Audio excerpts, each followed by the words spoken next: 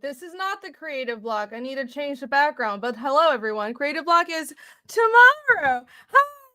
Hi, hello. As usual, I am perfectly on time. Hello, chat. We're back. Look, I am back in the groove of streaming. Oh my gosh, what is this? I have been streaming at least once a week. Crazy.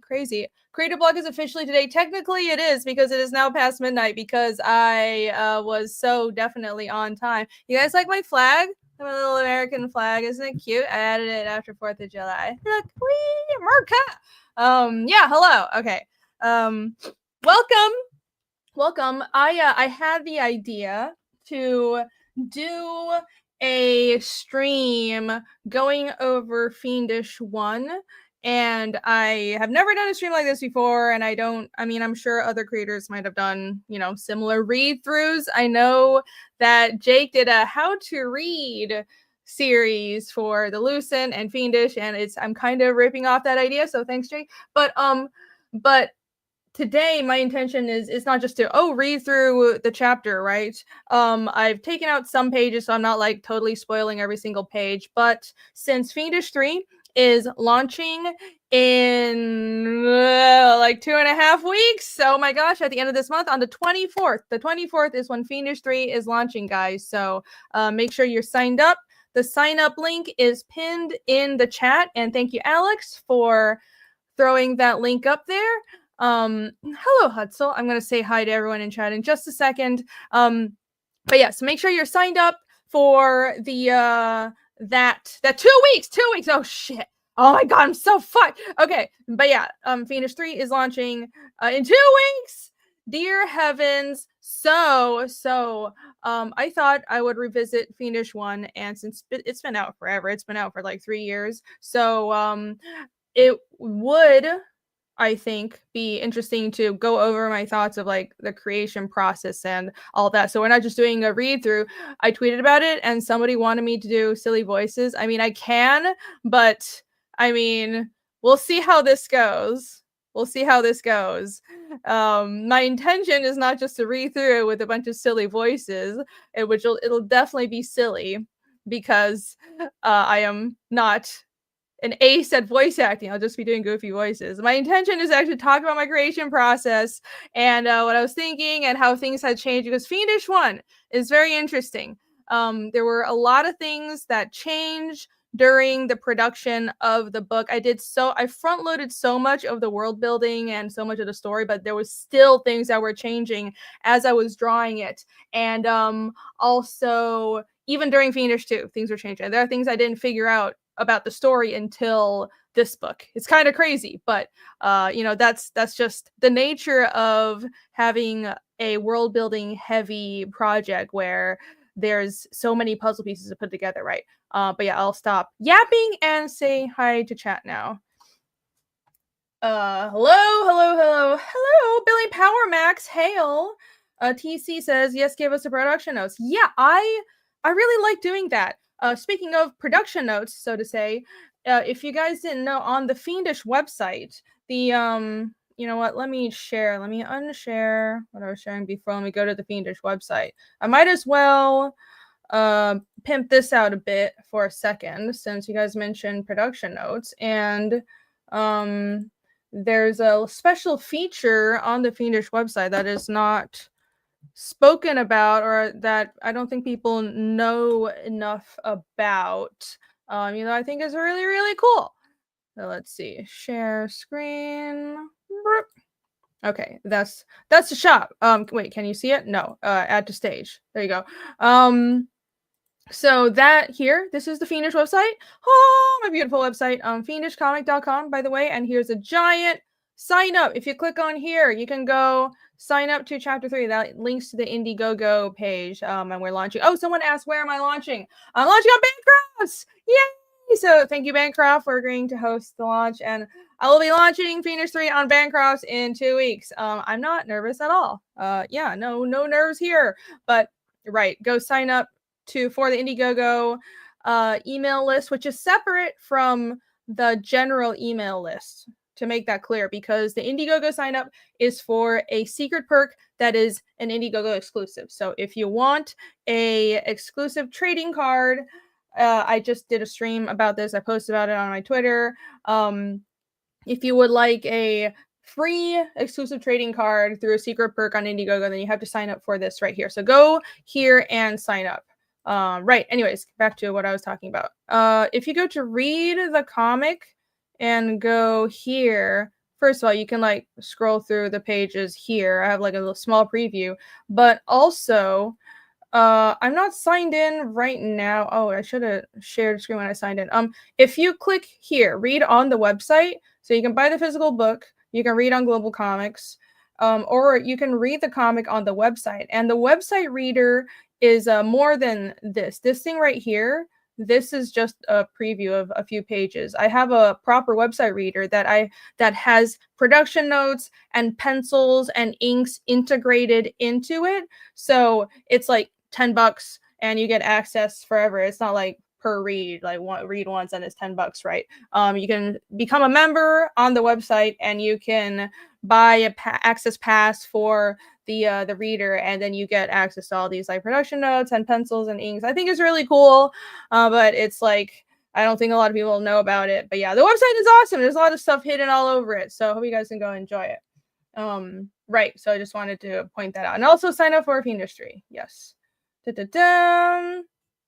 Epic Gnosis, every time you announce it, and just in case, I checked, still already signed up. Well, thank you for checking every time. Anyways, I much appreciate it. Much appreciated. Oasi, hello. Hello. Jean-Luc Connery. That's a great name. Don't forget to give the video a thumbs up. Yes, thank you, everyone. Give the video a thumbs up, please. Oh, right, I need to change the background. I mean, I can keep the creative block background up just for fun, but it is not indeed the creative block. So here, let me go. That is my new FIENDISH 3 campaign cover. That's more appropriate. All right. Yeah. Jake would like the background, but no, it is not. That was for tomorrow. I had everything set up for tomorrow because I'm hosting a creative blog tomorrow. But then I impromptu decided to do this stream, and then everything got turned on its head. So Miguel Benacrafto, who is in chat, hello. Background says, I heard that guy's getting more handsome by the day. Oh my. Here. Jake says it's going to be an exciting launch to watch. I hope so. I'll do my best. I am getting very excited. I'm nervous but excited because I've been I still have a couple of things to draw for the campaign, but I'm like game planning down with my colorist. I'm like, okay, there are certain panels that I need for the trailer, so I'll just ink those panels first and you color those first. So right now the priority is I need this art for the trailer. And we'll see if I have time to do another cover. If not, there won't be another cover. It'll just be released later. But I've been building the campaign. I should be drawing, but I couldn't resist. I went ahead and I built out the campaign, and I've set up most of the perks and tiers already, and it's really cool. So I hope you guys enjoy it. My aim is to make every campaign more awesome than the last one. So you guys will be able to see the fruits of that toil very, very soon. Citizen Ronan, hello, TC. Who else is here? Michael Dicha, hi. Any more cons on the horizon? Yeah, I'm doing Florida SuperCon in a week, which in hindsight, it's probably not a great idea to do a con like a week before the launch, but I mean, it's fine. It's Florida. I'll be driving down. So if you're in Florida, if you're in Miami, it's going to be in Miami. Come hang out, and it'll be fun. I'll just be bringing the same setup from Heroes, but I have some con exclusives like my bedeviled art book. It is a spicy art book that is a con exclusive. I only have that at conventions, and it's almost I mean, it's not almost sold out, but I've sold a lot of them, and they will never be printed again. So if you like that, and if you haven't picked up any of my merch or you're missing any FIENDISH books, come by Florida SuperCon and pick up some stuff. Yeah. Is that a Kiwi plushie? No, Kiwi plushie. It's no, it's you mean it's a Wasi. So he sees the corgis. No, somebody sent me that little corgi plushie. Hold on, I need to full screen myself. Look, so Cute little corgi, isn't it adorable? Yeah, it's let's just say it is Kiwi. Let's just say it is. I have this little guy as well. So I have a big version. There's a big one back there sitting on top of my printer. I don't know who sent that to me, but it's very cute. And thank you very much, because it was a gift, but there wasn't a note saying who sent it. But I much appreciate it. I think it was a Christmas gift, or it was on my birthday last year. Much appreciated. Much appreciated. Thank you for the link, Hutzel. Yes, yes, an alpha channel. Hail, hail. Okay. I'll scroll back down. Oh, Lance Danger. Thank you for being here, everyone. And JW Learning is also here. Yes, JW Learning is a amazing artist in his own right. And speaking of artists, amazing artist, Michael Rushbrick is here. Yay! Thank you for being here. Again, Michael is the artist on Fiendish 2.5, the last Fiendish book that came out. So hail to him. RJ Bryan is also here. RJ says you should go to Dallas Fan Expo. I've been hearing about that so much. I am trying to only do shows that I can drive to first of all, because I hate flying with my con setup, but also, I mean, I'm still, if a show wants to invite me and pay for my hotel and plane tickets, that's great. But right now, I want to save money, so I've already been doing more shows than I normally would this past year, and it's great to get out there. But listen, I'm not rich, and I'm not being invited and covered at Comic Cons yet, but if they want to invite me someday, that would be great. Yeah, I'm not that famous, not famous enough. Maybe someday. But thank you, RJ, and thank you for joining. Horizon says, "What are we drawing tonight?" We're not drawing. We're going over Fiendish 1, and I thought it would be interesting, hopefully, to talk about. To have a little throwback and talk about my creative process and read through Fiendish 1, the first ever Fiendish book. I'm a baddie on a budget. Listen, I'm always on a budget. I don't always follow my budget, but I'm always supposed to be on a budget. He says, they want to hear my reason for introducing and killing off the best character in chapter 1. Oh, I mean, okay, we'll get into it. You're talking about Halbrand. Yes. You know, hold on. I should have pulled this up before the stream, but I should bring out the preview book, because fun fact, before chapter 1 came out, I had a preview book that debuted at New York Comic Con. So I'm going to dig through my bookshelf and see if I can find it. Hold on. I'll be right back. Still here. Da, da, da, da, da, da, da, da. Yes, I do have one. Oh, that was easy to find. That was much easier than I thought. Okay, wonderful. Okay. Whoa. All right, check this out. Yeah. So I have I think I only have like 3 of these left. So here you go. This right here, and I have, of course, the actual Fiendish 1. All right. So this is Fiendish 1. It's like a real beat up copy of it. This is my copy that I've been flipping through. But this right here, this is the preview book. And if you look through it, first of all, this is interesting. Look at this cover. That's how Easko looks, right?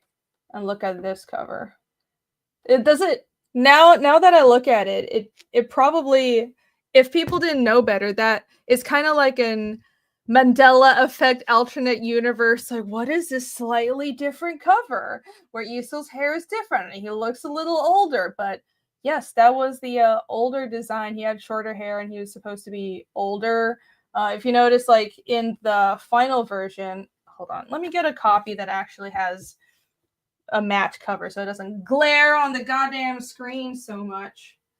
Do I even have one over here? Oh, what a disaster. Holy crap.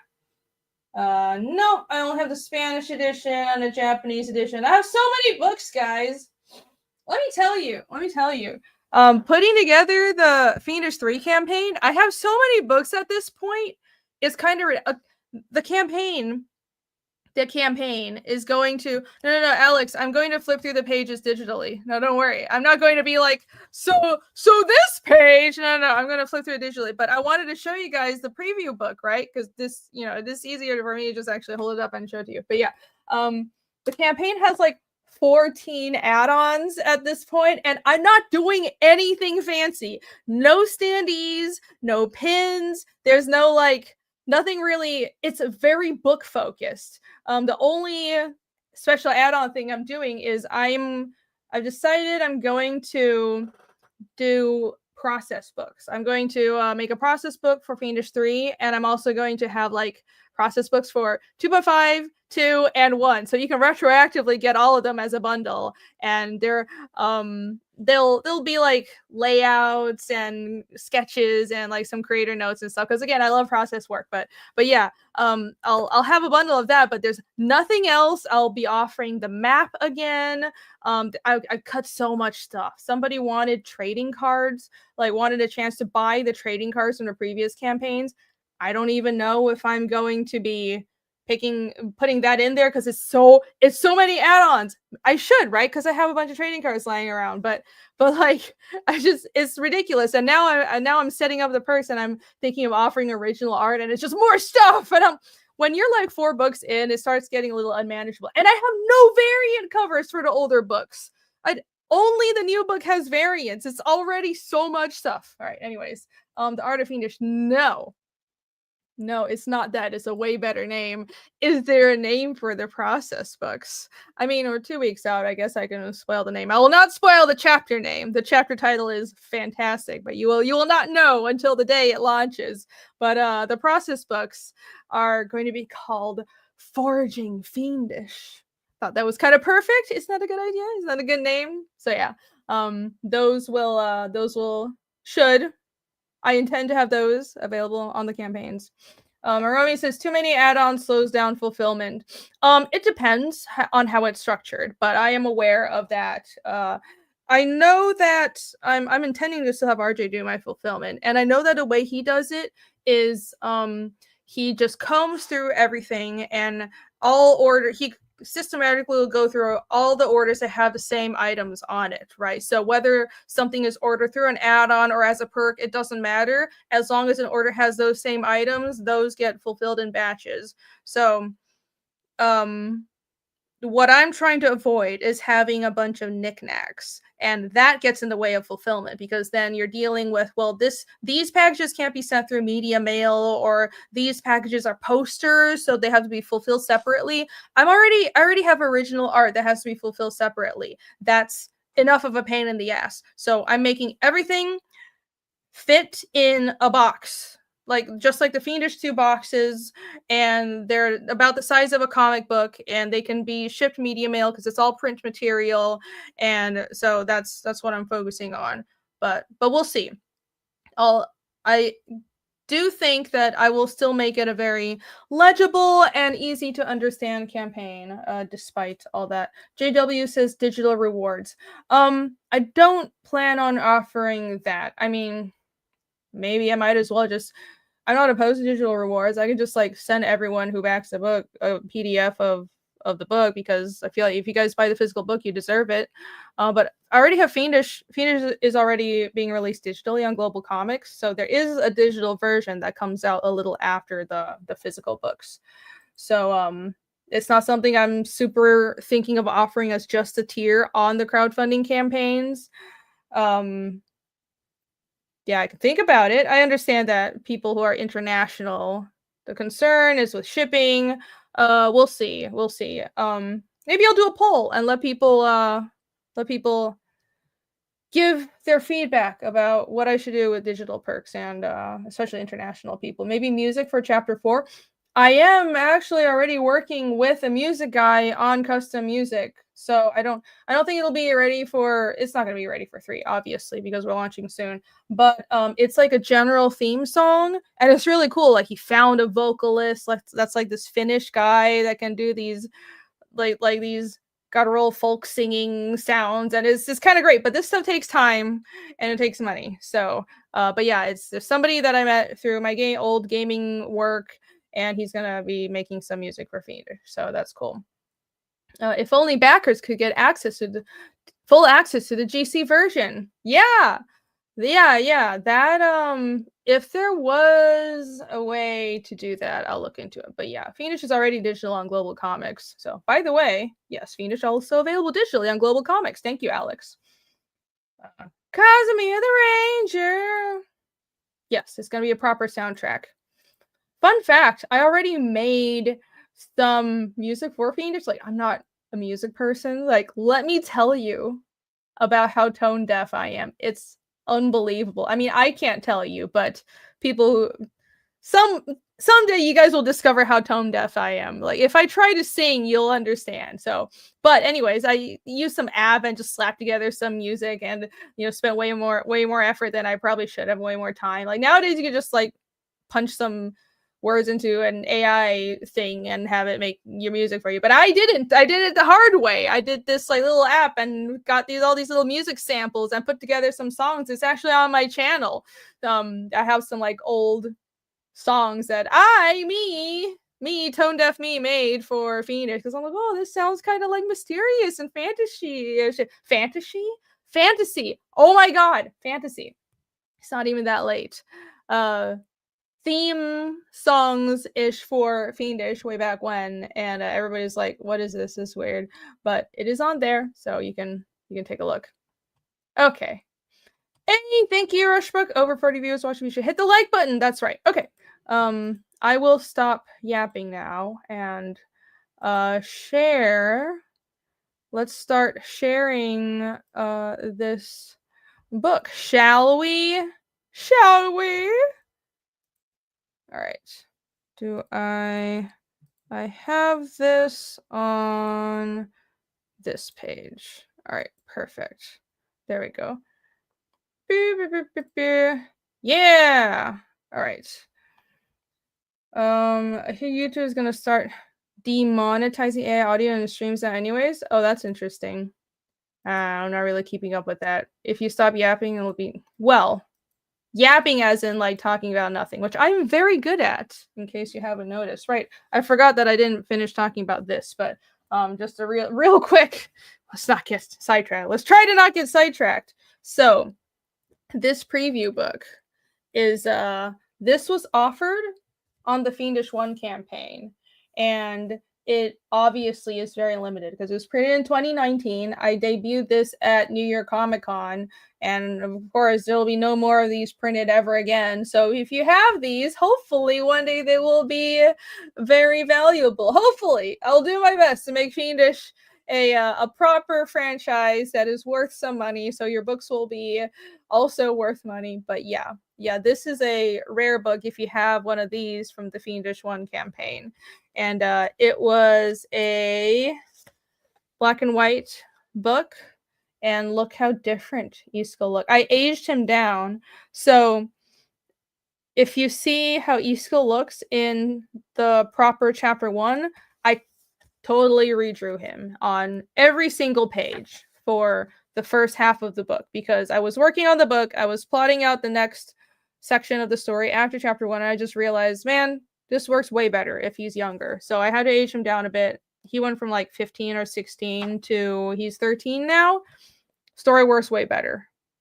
Because he's supposed to be the he's like the viewer's eyes. He's the everyman character, and he's the young character who doesn't know as much about the world, who's asking questions, but also a lot of his development worked if he was younger and less worldly in certain ways. So it just worked out, and so I went through and literally just redrew him for half of the book. And yeah, there's a lot of stuff like that. So this is the there is a little nudity in the second page, so I always have to cover this. But this was the original plan for Fiendish, was to just have like these 3 colored pages. Like, just the prologue was going to be colored, and then everything was going to be black and white, because I was thinking manga and printed in American comic size, but manga, which is why Fiendish 1 reads more like a manga. The pacing is more like a manga, and then after it came out, first of all, I realized if I kept pacing the story this slowly, I would never finish it. And also, I got feedback that, well, people thought it dragged on for too long. They preferred more condensed storytelling. So you can see Fiendish 2 is more condensed. 2.5 is even more condensed. 3, I think I found a comfortable middle ground with the pacing of the story. So here are some old development sketches for the characters. That's Iskul, and he was older. There you go. And look, that's Yomi before I decided that the dev's eyes were black. So, and her face looks kind of different. This was like an early version of her, and then I changed her design. So, hopefully that kind of stuff will be fun. And eventually, this is the kind of stuff that will be in the Forging Fiendish books, by the way. Yeah, Proto Yomi and Proto Iskul basically is what you'll get if you have one of these books. So, anyways, I just wanted to pull that out because I thought that was kind of fun and that was interesting. Manga and American comic side. That's what I'm trying to do. Awesome. Yes. We are of the same mind. Yeah, I know that Michael and I have a lot of similar influences. He also loves FMA and a lot of the same manga that I am a fan of and I'm super influenced by. So that's why he's my 2.5 artist. And that's why I want to hire him for more side books. I'm glad you like seeing the early art. I look at my older art and it looks weird. I think it looks kind of stiff, but I do realize that, well, I like seeing process work from other artists, so I hope it's interesting when I present the process and the development stuff from my own series. Okay, here we go. Finish one, let's go.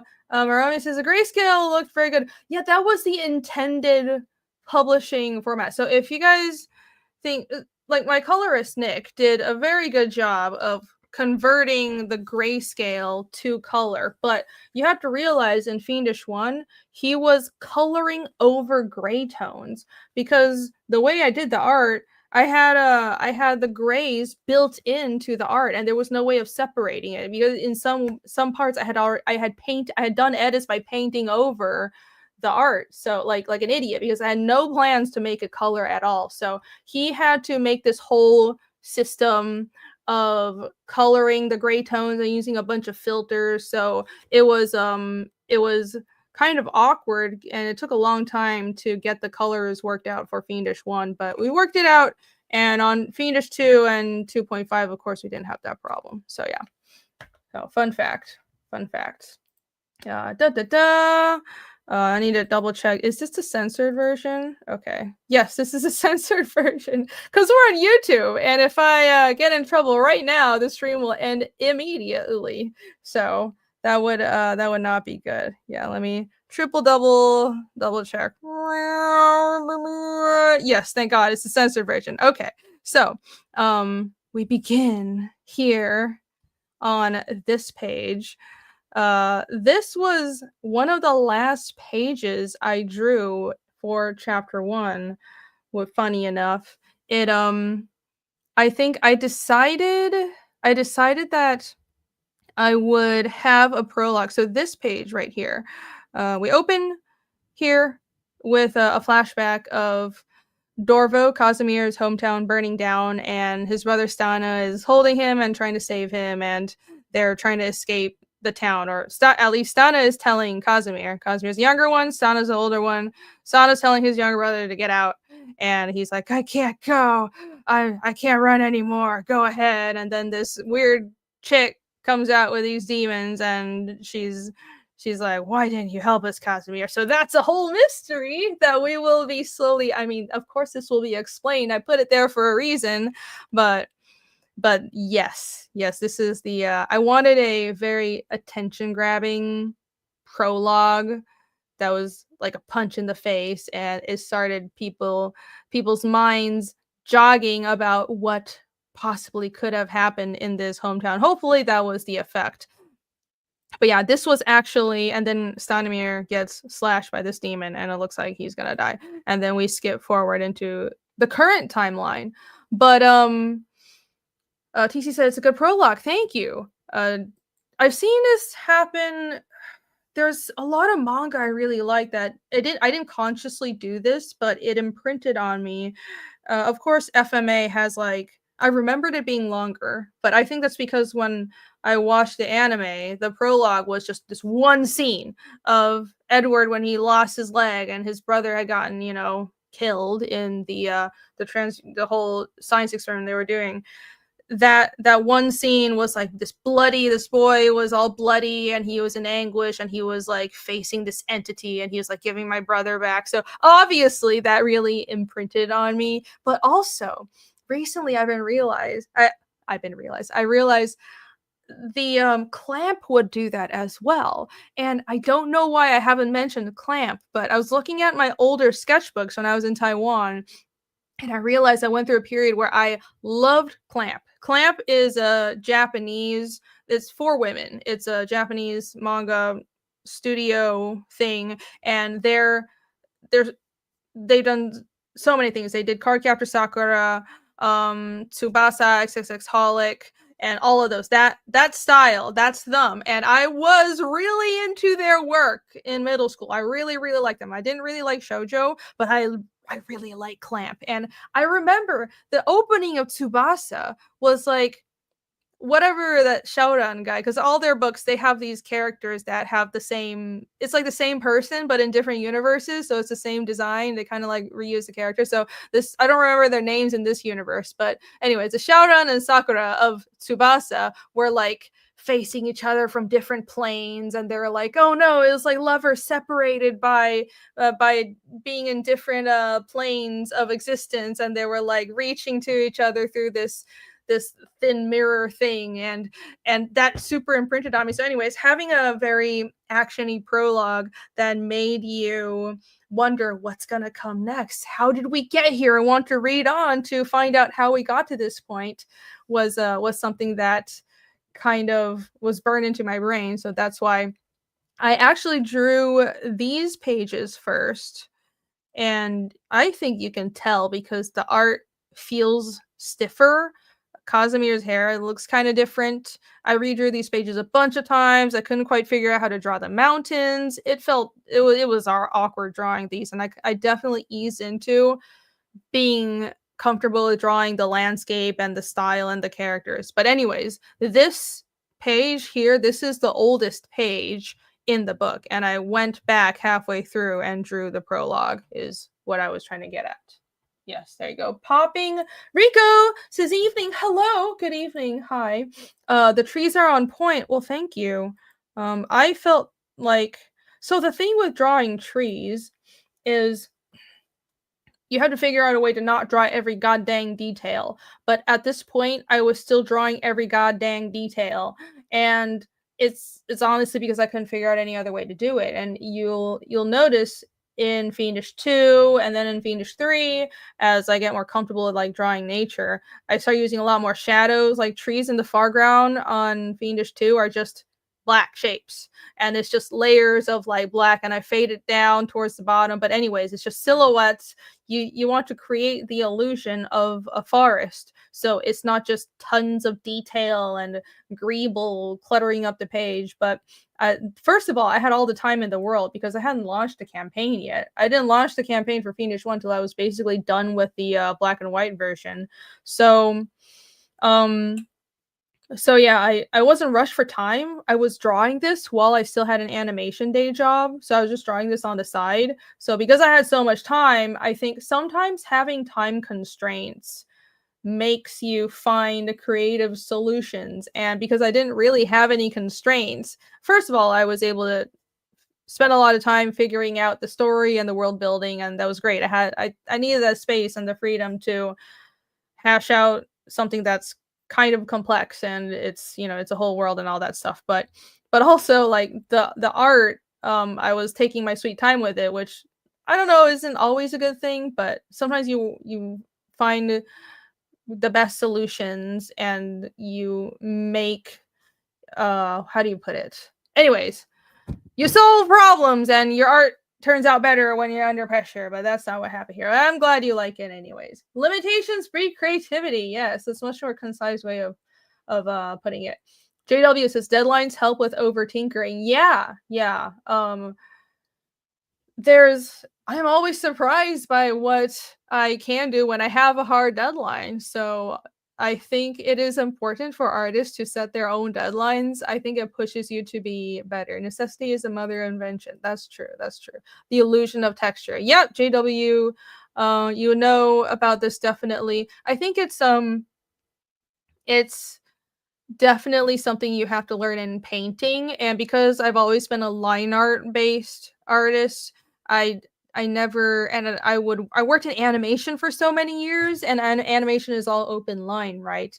I didn't really spot blacks or use shadows in my comic work for the longest time, and I had to teach myself to do that because it's not just about saving time and throwing things in shadow, because there's a saying in comics, when in doubt, black it out. It was like, if you're not sure what to put somewhere or something doesn't look right, just throw a shadow over it. Just spot blacks, then it'll be fine. So no kidding, that's what we learned in art school, and it works 9 times out of 10.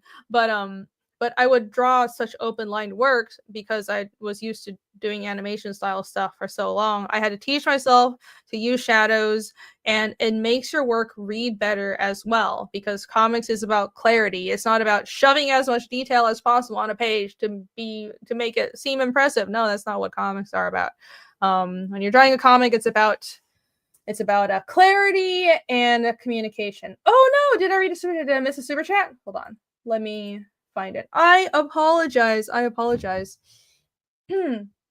Lance Danger for $1.99. Thank you. Wait. Should I do the voice? I should do the voice, right? $2. Thank you. Thank you very much, Lance Danger. Lance says, love behind the scenes stuff. Looking forward to IG. Yeah. Thank you very much. And I hope you like the book when it comes out. I appreciate the support. All right, I think that's the only super chat. $2. Fiendish Chapter 3 Blackout. Yeah, so every page is just gonna be nothing but black panels. Yes. Okay. I will continue the voice for as long as chat requires. Listen, I'm here to entertain you. All right, moving on. And so we jump into after the prologue. It's like this flashback scene of Casimir's hometown is getting burned down. Oh my god, what's happening? Who's this chick? What are these demons? So we gather that his hometown was, destroyed by weird demons, and this somebody I showed Fiendish to some people I was working with in this animation job, because we had like some after hours creative clubs at work, and it was like people showing each other their personal projects, and I brought Fiendish there. I was like the only person who was doing a comic. Everybody else was doing animated series pitches, and people were confused because they're like, somebody thought this was Casimir's dad. They're like, is this his dad? Like, who is that? I'm like, does he look old enough to be his dad? That's obviously his brother. And then he's like, someone was like, you should explain it. You should explain what's going on. I don't know what's going on. I'm like, that's kind of the point. The point is you don't know what's going on and you want to find out more, right? But it's it's definitely a fine line to tread with mystery, where you want people to be intrigued just enough to read more, but you can't come across as there's a bunch of questions posed, but the reader doesn't feel like they'll be given the answer, so they give up, right? That's not good. So you have to give just the right amount of information. But yeah, I always thought it was funny that I showed this prologue to somebody in my old animation job, and they thought Sanamir was like Kaz's dad. Fun times. TC for $10. Thank you. TC says, a new challenge. Read this in Kaz's voice. I can't do his voice. I sound like a 12-year-old boy. How am I supposed to do his voice? No, Sana doesn't look that old. He's a teenager. How? What? How am I supposed to? Okay. He what does he sound like? The grumpy gruff ranger voice. A new challenge. Read this in Casimir's voice. I Read this in Casimir's voice. That's the deepest I can make my voice go. I tried, okay, I tried. Hopefully that was worthy of your super chat. Thank you. Ouch. Jake says all family members should stay their connections to instantly arrive on the scene. Well, that's not the style of storytelling I'm going for. Definitely.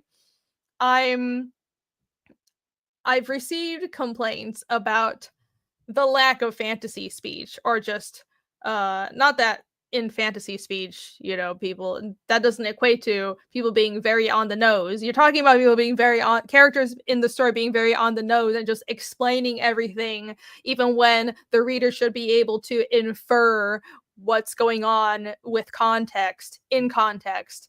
But this makes me think, this reminds me of the another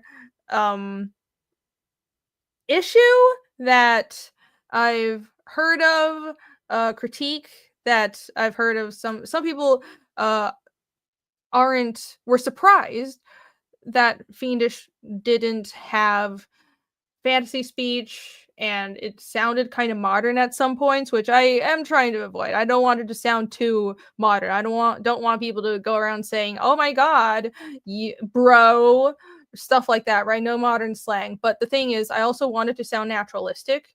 I'm not going for Lord of the Rings talk, so it might take some getting used to, especially because it looks like a medieval world, but it is a alternate universe. I'm not going for, this is a medieval world and this is Tolkien. It's not. I'm doing something different and more naturalistic. But yeah, no, I'm not going to have people just state their family connections.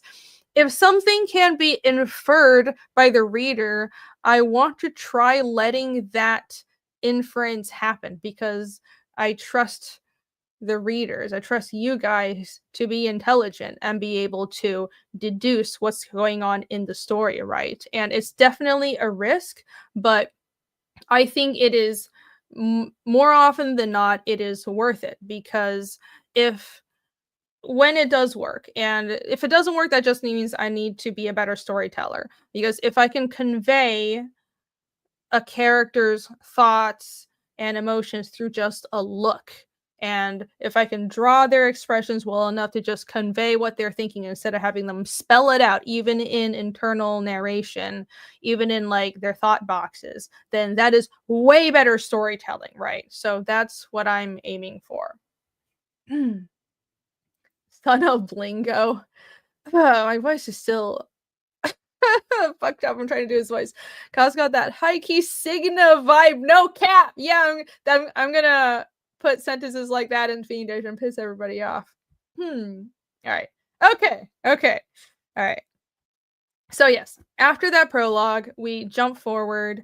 The little narration box says 9 years later, far away, near the town of Alstad. And we pan down to a group of people in the forest looking for some guy called Lars.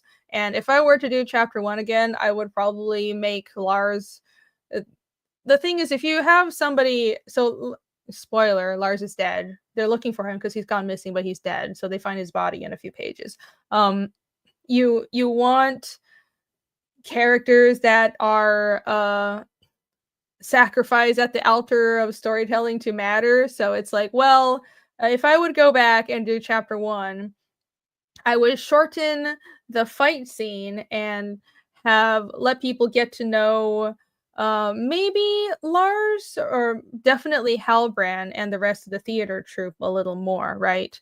Because these are characters that end up getting killed by the demons, and if I had spent a little more time with those characters, the reader would care more. But it is what it is. I was trying to convey the threat of the demons. So it's we're always growing as creators. Dude, spoilers. Well, yes, there will be spoilers, guys. This book has been out for 3 years, more than 3 years, and it's available digitally. Also, this section that we're in right now is free on the website, so you guys can go read it anytime. It's been free for a long time. Okay.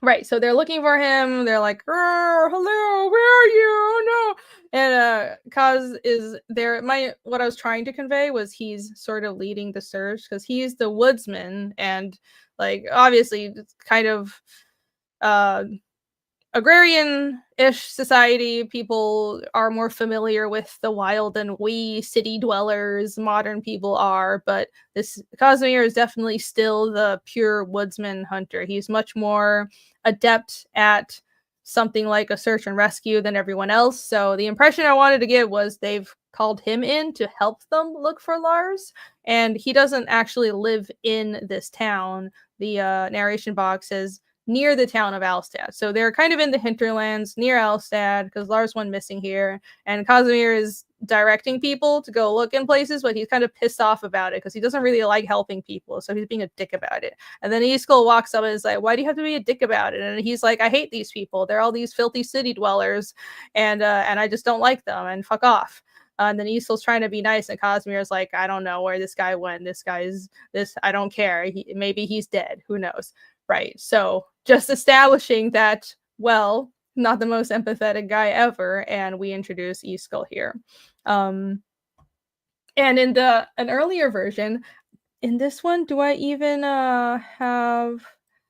I realize somebody told me that Iskall's name wasn't even said until, like, looking back. I made so many storytelling little like errors because I should have had his name mentioned in this panel, but I changed it in the second printing, so his name is here. So Casimir said, if it wasn't for your whining, Iskall, I wouldn't even be here." So these are the small things that I tweaked over time.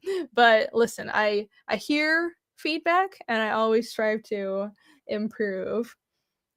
Jake says, "So is the preview different in layouts or just the character designs?" Let's see. The character designs mostly. I don't think the layouts, no, the layouts aren't different. Nope. It's just the character designs. I can go to, so this page, see, it looks like this. So all the layouts are pretty much the same. Iskall just looks like weirdly a little different. TC says, "My first printing has no mention of Iskall." There you go. So if you look in your Fiendish 1 books, and there's in this specific page, Casimir doesn't say Iskall's name, then that's the first printing. So whoopsie daisy. But yeah, it's one of those things where, well, he really should have been named earlier because he is an important character. But because I'm going for such I'm aiming for naturalistic storytelling where I'm not going to force characters to be like, "Hello, brother, how are you doing?" I want to let people infer their relationship.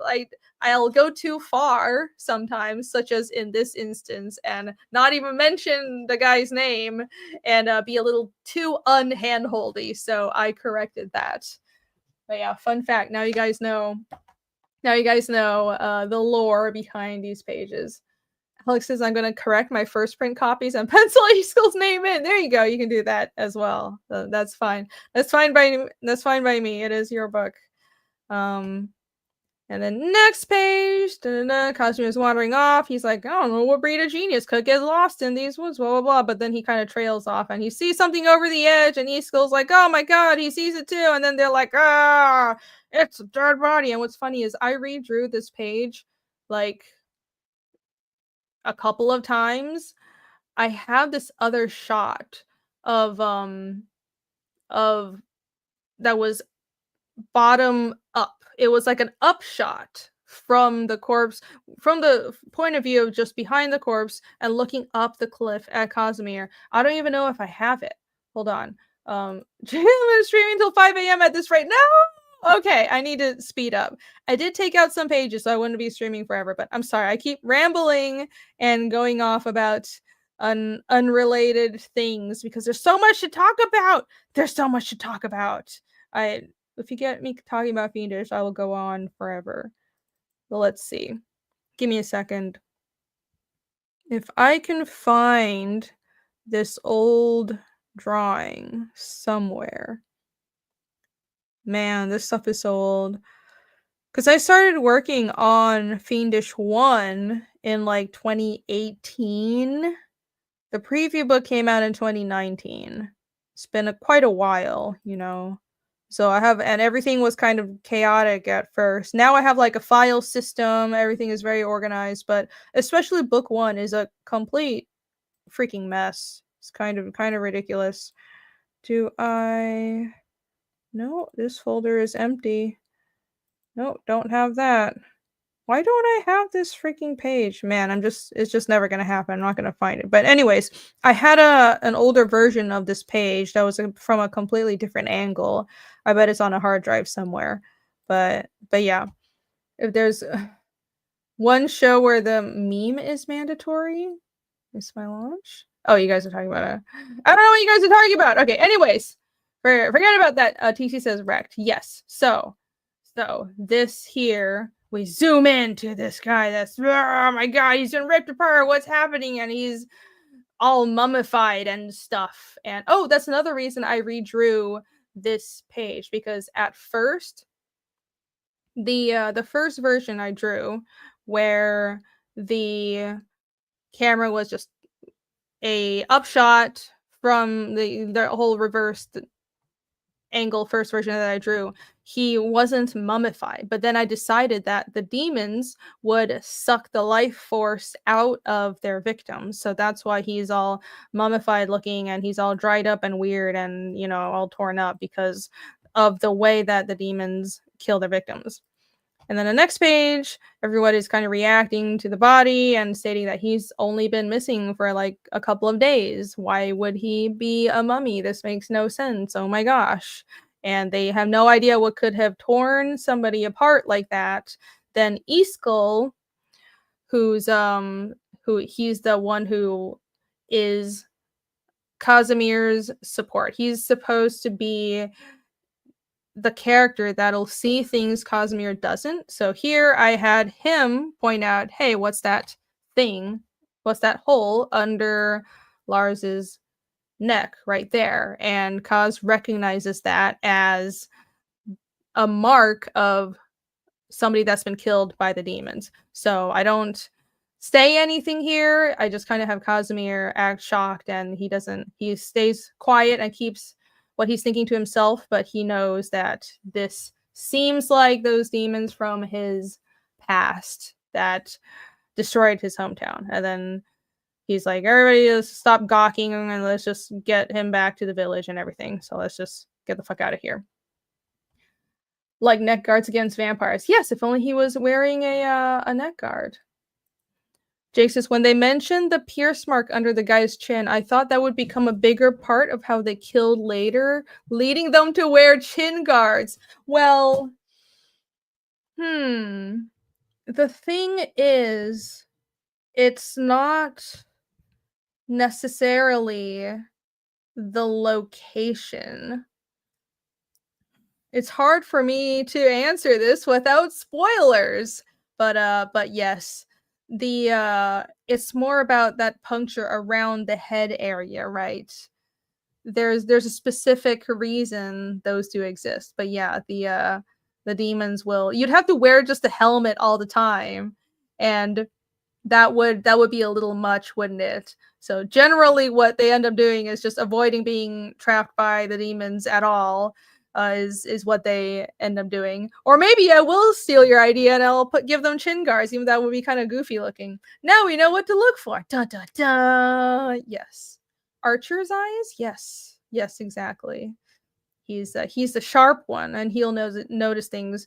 Iskall's character is he's more innocent and he's less worldly than Casimir, but he'll notice details that Kaz overlooks because Kaz has more prejudice about every situation. So that's kind of how I think about it in general. Nobody wears helmets in fantasy ever. Nobody wears helmets in fantasy. Nobody fights with shields either. So when everyone just has swords and they just block with swords and parry with swords, and in reality, people use shields, but that never happens. And I am guilty of this trope as well, because you know what? I don't want to juggle while I'm already dealing with weapons and multiple characters, a bunch of shields, and also you don't want to cover your character up with. I just don't like drawing armor very much. I know somebody who's drawing this Arthurian book, and she really likes drawing armor, and I don't understand it for the life of me. I don't like drawing armor. So if there's when people do wear armor, in chapter 2 of Fiendish and going forward, Casimir does wear armor, but it's plate armor under his normal clothes because I don't want to draw that shit. So, helmets are for wimps. That's right, helmets are for wimps. Yeah, base, no armor. That's right. That makes sense. But anyways, Kaz does wear armor, but it's easy to draw because I don't want to deal with it. Hold on, guys. Hold on. I made coffee and I forgot to pour some because I definitely need even more coffee at this point. Behold, the skull mug returns. I'm bringing back the skull mug! Dun dun dun! So let me get myself some coffee because I am going to be up late drawing tonight and most likely will not sleep after this stream. Alice Review says, natural armor is still armor. There you go! Yeah, that's how this works. All my characters have natural armor. Yup. Magical items give them armor and shield. That's why I'm not drawing it. Isn't it the middle of the night there? Yeah, it's only like 1 a.m. It's only 1 in the morning. This is fine. Oh my god, it's already been an hour. I need to hurry up. Okay, anyways.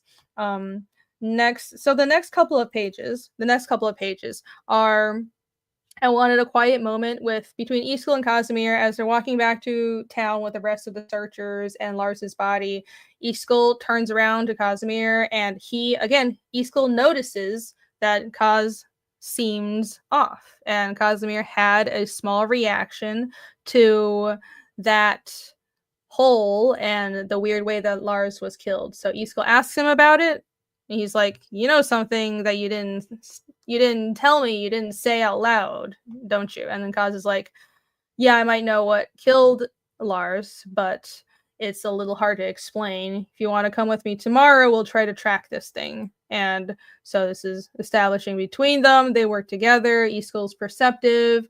And here we see a flashback to Dorvo as Casimir is thinking to himself, it can't really be those creatures again, can they? Because with if you've picked up on the timeline of events in the storytelling, basically, and it's a little, I explain it a little more in chapter 3, but the demons disappeared.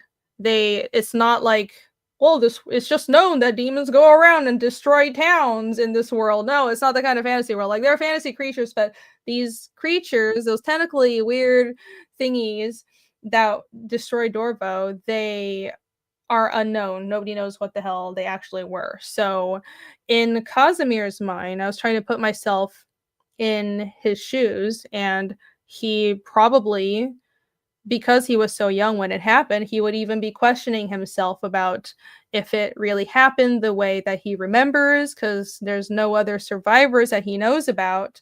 And he might even be convincing himself it wasn't, those creatures didn't look the way they did. Maybe it was something else. And maybe he'd definitely be trying to not think about it as much as possible. And he succeeded over the years because there's a lot that he doesn't remember from that day. So it's definitely one of those things where these are strange demons that no one else has seen. Only Casimir remembers them in his mind. And he, even over the years, has doubted himself and has tried to forget about exactly what they look like and what they were. But now he's forced to remember them, and he's starting to recall what the destruction of Dorvo was like. Well, TC said disappeared almost as if they were summoned. Well, who knows? Who knows about that?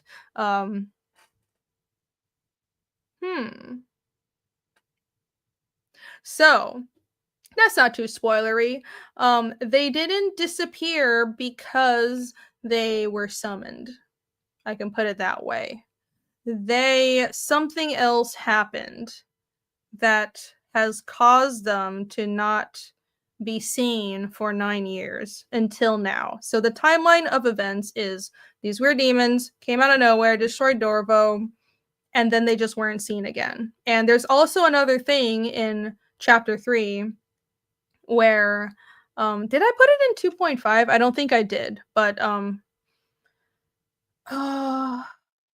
yeah, I took it out of 2.5 because it wasn't story relevant to that book, and I knew I can put it in 3. No one has been able to find Dorvo. So, I mean, you can infer from that some pretty obvious things, I suppose, but that'll slowly be explained as well. But first of all, the demons just disappeared after destroying this town, and no one's been able to find the town for all this time. They're like locusts, TC is thinking. Dun dun dun, dun dun dun. Those demon cicadas have been underground for years! Yes, you figured it out! They're cicadas! They've just been hibernating and now they're hatching again to make babies. Is that what they do? They just hatch every 7 years and make a bunch of noise and make babies and they die? Okay. The next page is this top-down shot of Elstad that took way longer than it should have. This was fun. You should see the whole... I don't know if I have the old files and the pencils for this, but it's not just curvilinear perspective, it's this spherical perspective. So I gridded out the sphere and then shrunk it down. So I would have like a 3-dimensional spherical grid. And then I drew all the perspective lines for the buildings on that. So it was like this whole fisheye perspective. This was hand drawn, obviously. There's no 3D modeling or nothing like that. So this was fun to do. But yeah, I wanted this is one of those story break moments where you just had an intense scene and you always want to follow those with a breather.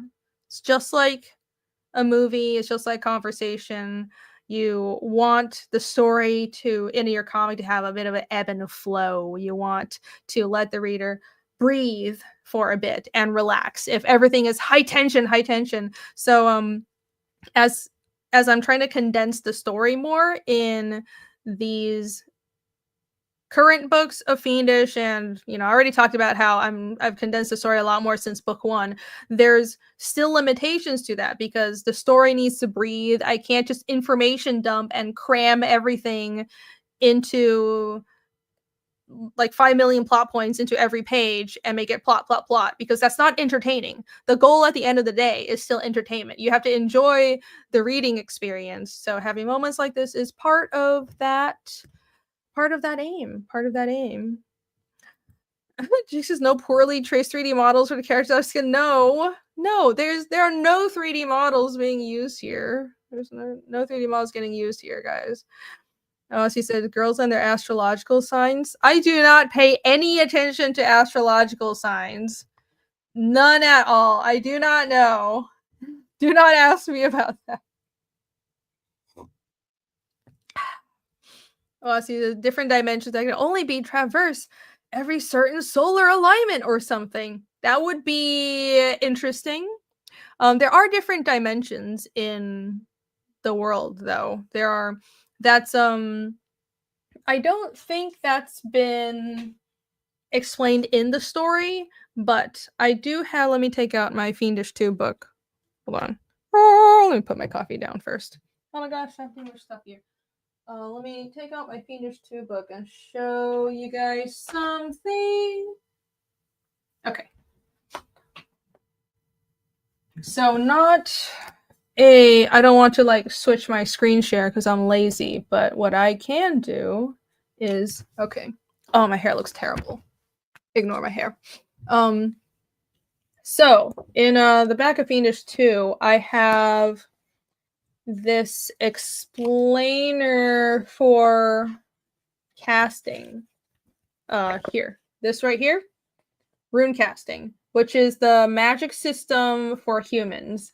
In the world of Fiendish, every species has their own set of magical powers. So basically the magic system is different for every single species. Humans and Ispoliad, or that's what Ragna is. They're like the green-haired, kind of tall people. So the Ispoliad, they are humans, but they're just a race of humans that I made up So they have like pink skin and green or blue hair, and they're just, I was like, what can I want to make up a race of people that just has really weird coloring. So I'm like, let me make them rainbow color. They're basically colored like Christmas trees. So that's the Isfoliad. But yeah, so Isfoliad and humans, they have this magic system, and what it is it's an elemental magic system. And it's already all explained here, so it's not like it's spoilery, but it revolves not just around directly affecting the elements, but they have these elemental powers because their aura is attuned to a certain plane of elemental plane. So in reality, there is the mind plane. Imagine this represents the actual world, like the real world. Then you have all these planes. So there's a plane of water, there's a plane of cold, and a plane of air, and then heat and lightning, and then there's also death and life, which is the astral and the umbral plane. And life energy flows like this. No, like you get the point. Like all down to death through the universe, and that's how it's directed. And then these other elemental planes feed into the living world. So humans and Isfoliad, their aura, each person's aura is attuned to one or more of these planes, and if they learn how to construct runes, and they're, small spoiler, there are other ways of manifesting aura energy other than runes, but in the place that the story of Fiendish begins is runes. People use runes to manipulate, to cast their aura forth, and to manipulate energy and to manipulate different elements. So I forgot why I got into that. Oh, right. Like different planes do exist in the world. That is actually part of the world building, and we do see more of that. There was a page in Fiendish 3 that I have shown already. That's like, hold on, let me show you. Where's my portfolio? I really need to hurry up, or I'm going to be here all night long. Wow. Okay. Here we go. This panel right here, that's the universe. There you go. That's the universe right there. And if you look really closely, that's the Earth, and that's Arvos. That's the continent that the story takes place on. But yeah, there's all the other elemental planes all around it, and then there's like all kinds of general life energy swirling in the ether all around. And I thought that would be a nice big epic shot that I could spend about a whole week drawing. This is why Fiendish 3 has taken me so long. But yeah, there you go. TC says amazing. Oh, thank you. I'm glad you guys enjoyed it. Yes, Fiendish 3 is drawn completely traditionally. This is all real art, guys. Real art, guys. I'm high efforting this. That could be a poster. That would be cool. Yeah, I'm not opposed to making that a poster. I'll think about it. I did draw it ultra detailed so that I could use it for maybe a print. Definitely in the trailer. The panels that I decided I want to use in the trailer are like ridiculously detailed because I want to zoom in on it. I'll scan it at like 600 DPI and then just zoom in on it super big on the trailer. So just one panel is like the whole screen. So I have to make it really detailed. But yeah, I am indeed tryharding. Yes. Right. Back to the page over here. Not that fake AI. Well, none of that. No AI stuff, real or fake. I am indeed tryharding. Sometimes it's a little too much. Sometimes I need to learn to work smarter, not harder. It's definitely a problem for me. But hey, again, that's one of the things that having deadlines mitigates.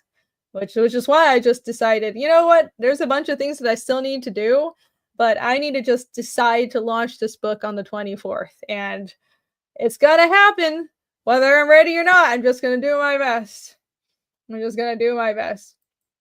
Jake says some of the pages, panels, colors to a cover level would make cool prints.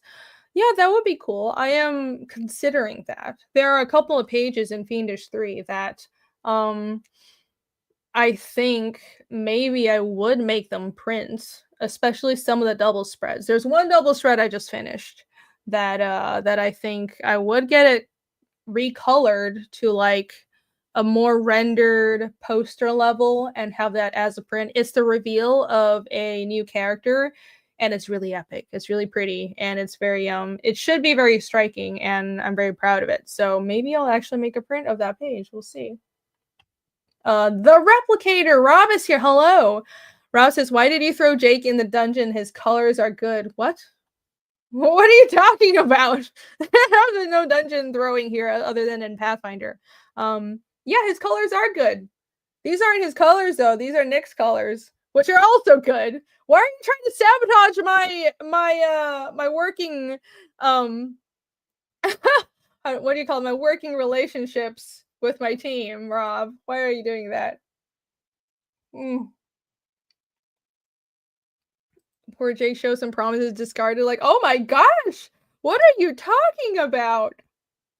Jake did an amazing job coloring Fiendish 2.5, and now he has to focus on Cardinal, his own book. So I can't tie him down to coloring Fiendish, even though he did a wonderful job. And also Nick is we've got Nick that will be returning for Fiendish 3. So he's been coloring Fiendish 3. I know, it's fine. I know. All right, continuing. So after that break, we have the next morning. I heard some people were saying that they wish I spent more time in the town, and I didn't. I kind of just fast forwarded because I realized, okay, even though Fiendish 1 is super decompressed, if I had just went into town and followed the characters as everyone's reacting to, oh no, what happened? More like Lars is dead. Who killed this? And just went around the town and introduced the chieftains and introduced all of the people that Cosmere and Iskall talked to for the rest of the night and going over what happened. I could have done that, but it also would have been pointless because you know that's going to happen. Again, that's an inference that can happen off the panel. And I also knew in chapter 2, we would be spending a lot of time in Alstad. Half of chapter 2 is in Alstad. So I didn't think that was really necessary to meander too much. I actually did some layouts exploring like, well, like, is there anything that I could reveal in the town if I spent more time here? But then I decided not to. So yeah, we just jump right to the next morning, getting straight to the point because we've got some demons to track. And Iskall and Cosmere set out to from Elstad. Again, here I'm still letting the story breathe. I want to reset the reader's mind and mood into this is the next day. I want you to absorb in this world. We're leaving this town, and I want you to be really immersed in what's going on. Got this like weird fantasy town on this anvil-shaped rock, this weird cool-looking setting, and Kaz and Iskall, the boys, are setting out to track down this weird demon.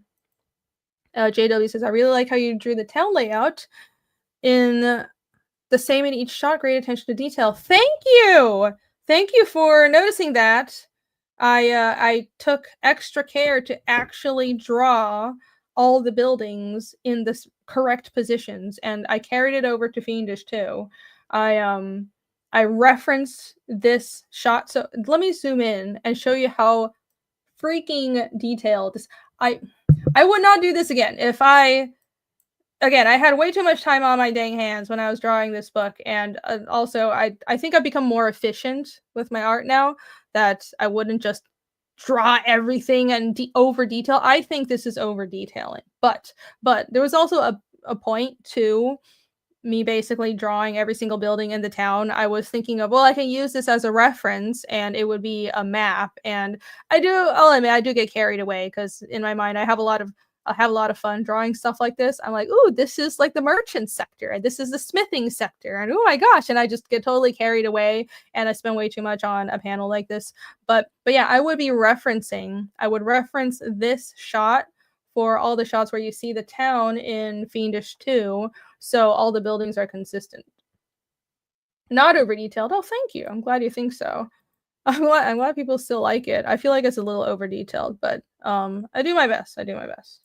And okay, so they return to the place that Lars was killed the previous night. or whenever he was killed, the place that they found him the previous night. And Casimir is kind of not telling Iskall what to do. He's like, look for tracks. And Iskall's like, but I don't see anything.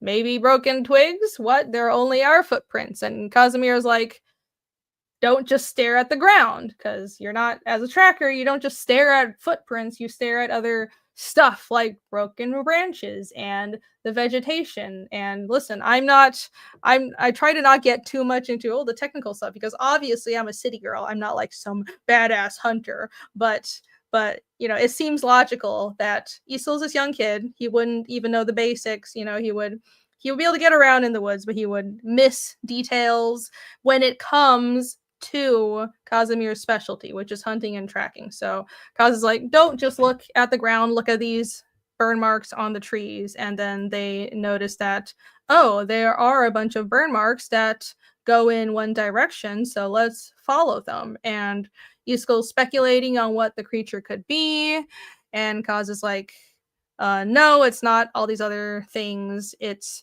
this kind of demon that I saw in my past. I will skip a page so I don't. Well, no, this is part of free preview, so it doesn't really matter. But yeah, here Casimir is elaborating on how he only remembers some scattered snippets from when he last saw these creatures, but he does remember that they burn flesh and wood. They're these creatures that have like this acidic skin that burns everything they touch, and they also have these weird faces that aren't always on their head. They have multiple faces all over their body, and the key point is they kill their prey in exactly the way that he saw Lars die. So that's why he thinks it's those creatures.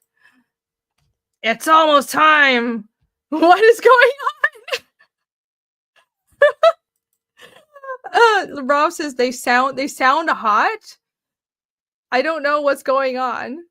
The demons lured Lars out and assassinated him. Yes, that's exactly what was going on. Xenomorph blood. You know what's funny? I never saw Alien until about 3 weeks ago. I just saw Alien recently, and there are no new ideas under the sun, because it's just one of those things. The whole acid, it's not blood, it's not acidic blood that the demons have. It's acid skin, which is something from Pathfinder. Okay. So here's another thing that I actually hadn't brought up Pathfinder yet, so I am very impressed. But take a shot. Now I am talking about Pathfinder. Woo! Let's go. So I mentioned I played a lot of tabletops, a lot of Pathfinder, especially when I was developing Fiendish. And the idea for the acidic skin is from Pathfinder, because there are creatures, when you're designing monsters, you can custom build characters, character types, races, and monsters in Fiendish. And the acid skin thing is something that you can give monsters. So a lot of the things that you encounter are ideas that I get from playing tabletop games. And of course, I wanted to, the magic system is something that I wanted to be different. I came up with something that's its own thing. That's kind of a conglomeration of some other ideas that I've seen. The magic system, I would say, is a little bit like Nen, but a little bit like FMA, but obviously with runes. But yeah, different from Pathfinder. But the creatures, yes, that's from Pathfinder. Also, there's also an acid blood spell. Yes, indeed. You've never played Pathfinder. If you do, get ready for math. A lot of math. Alex says there's nothing new under the sun. Never get too high, never get too low. Yeah, so I think that I used to worry so much about being really original, and then I realized, you know what? Just stop worrying about it, because we all have our influences, and there is no way of being absolutely completely original, right? What you can do is be authentic. This sounds really like woo-woo, cheesy, but it's true. You can be authentic in your storytelling and understand the themes that you're trying to convey in your storytelling, and don't worry so much about, well, my influences are showing, or that this, obviously I referenced this other story that I really like. That's fine. We all have our influences. Nobody creates in a vacuum. But if your story has its own direction and has a theme and a message that is original to you, that's the part that should be original, not just like, oh, the design of the world or the world building or like the character designs. Like these are all things that obviously our influences will show. But also I've discovered that with at least with Fiendish, the longer I worked on it, the more original it felt. Like with now that I'm 4 books in and I've been thumbnailing book 5 and 6, the storytelling style, the art style, the design has taken a life of its own, and it's solidified in a way that it's just not possible to have all that at the beginning. Maybe something like, especially for a comic book, it's hard because you're that's why so many comics, the first book will look janky and it doesn't look as good as the books that come after. And I think that's totally fine, because with comics, you're not developing the entire thing and then releasing it at once, right? It's not a video game or a movie or a novel. And I think almost every other medium has the benefit of being able to be developed in its entirety and then released. But with comics, you're kind of designing and drawing one part of the story and then releasing it. So you kind of have to just be okay with the fact that the visual style and the world building will solidify. Even the characters will kind of solidify as you go. And as long as you have a good basis, it'll only improve, right? As long as you know what direction you're going, you won't lose your way. So I kind of was okay with that. And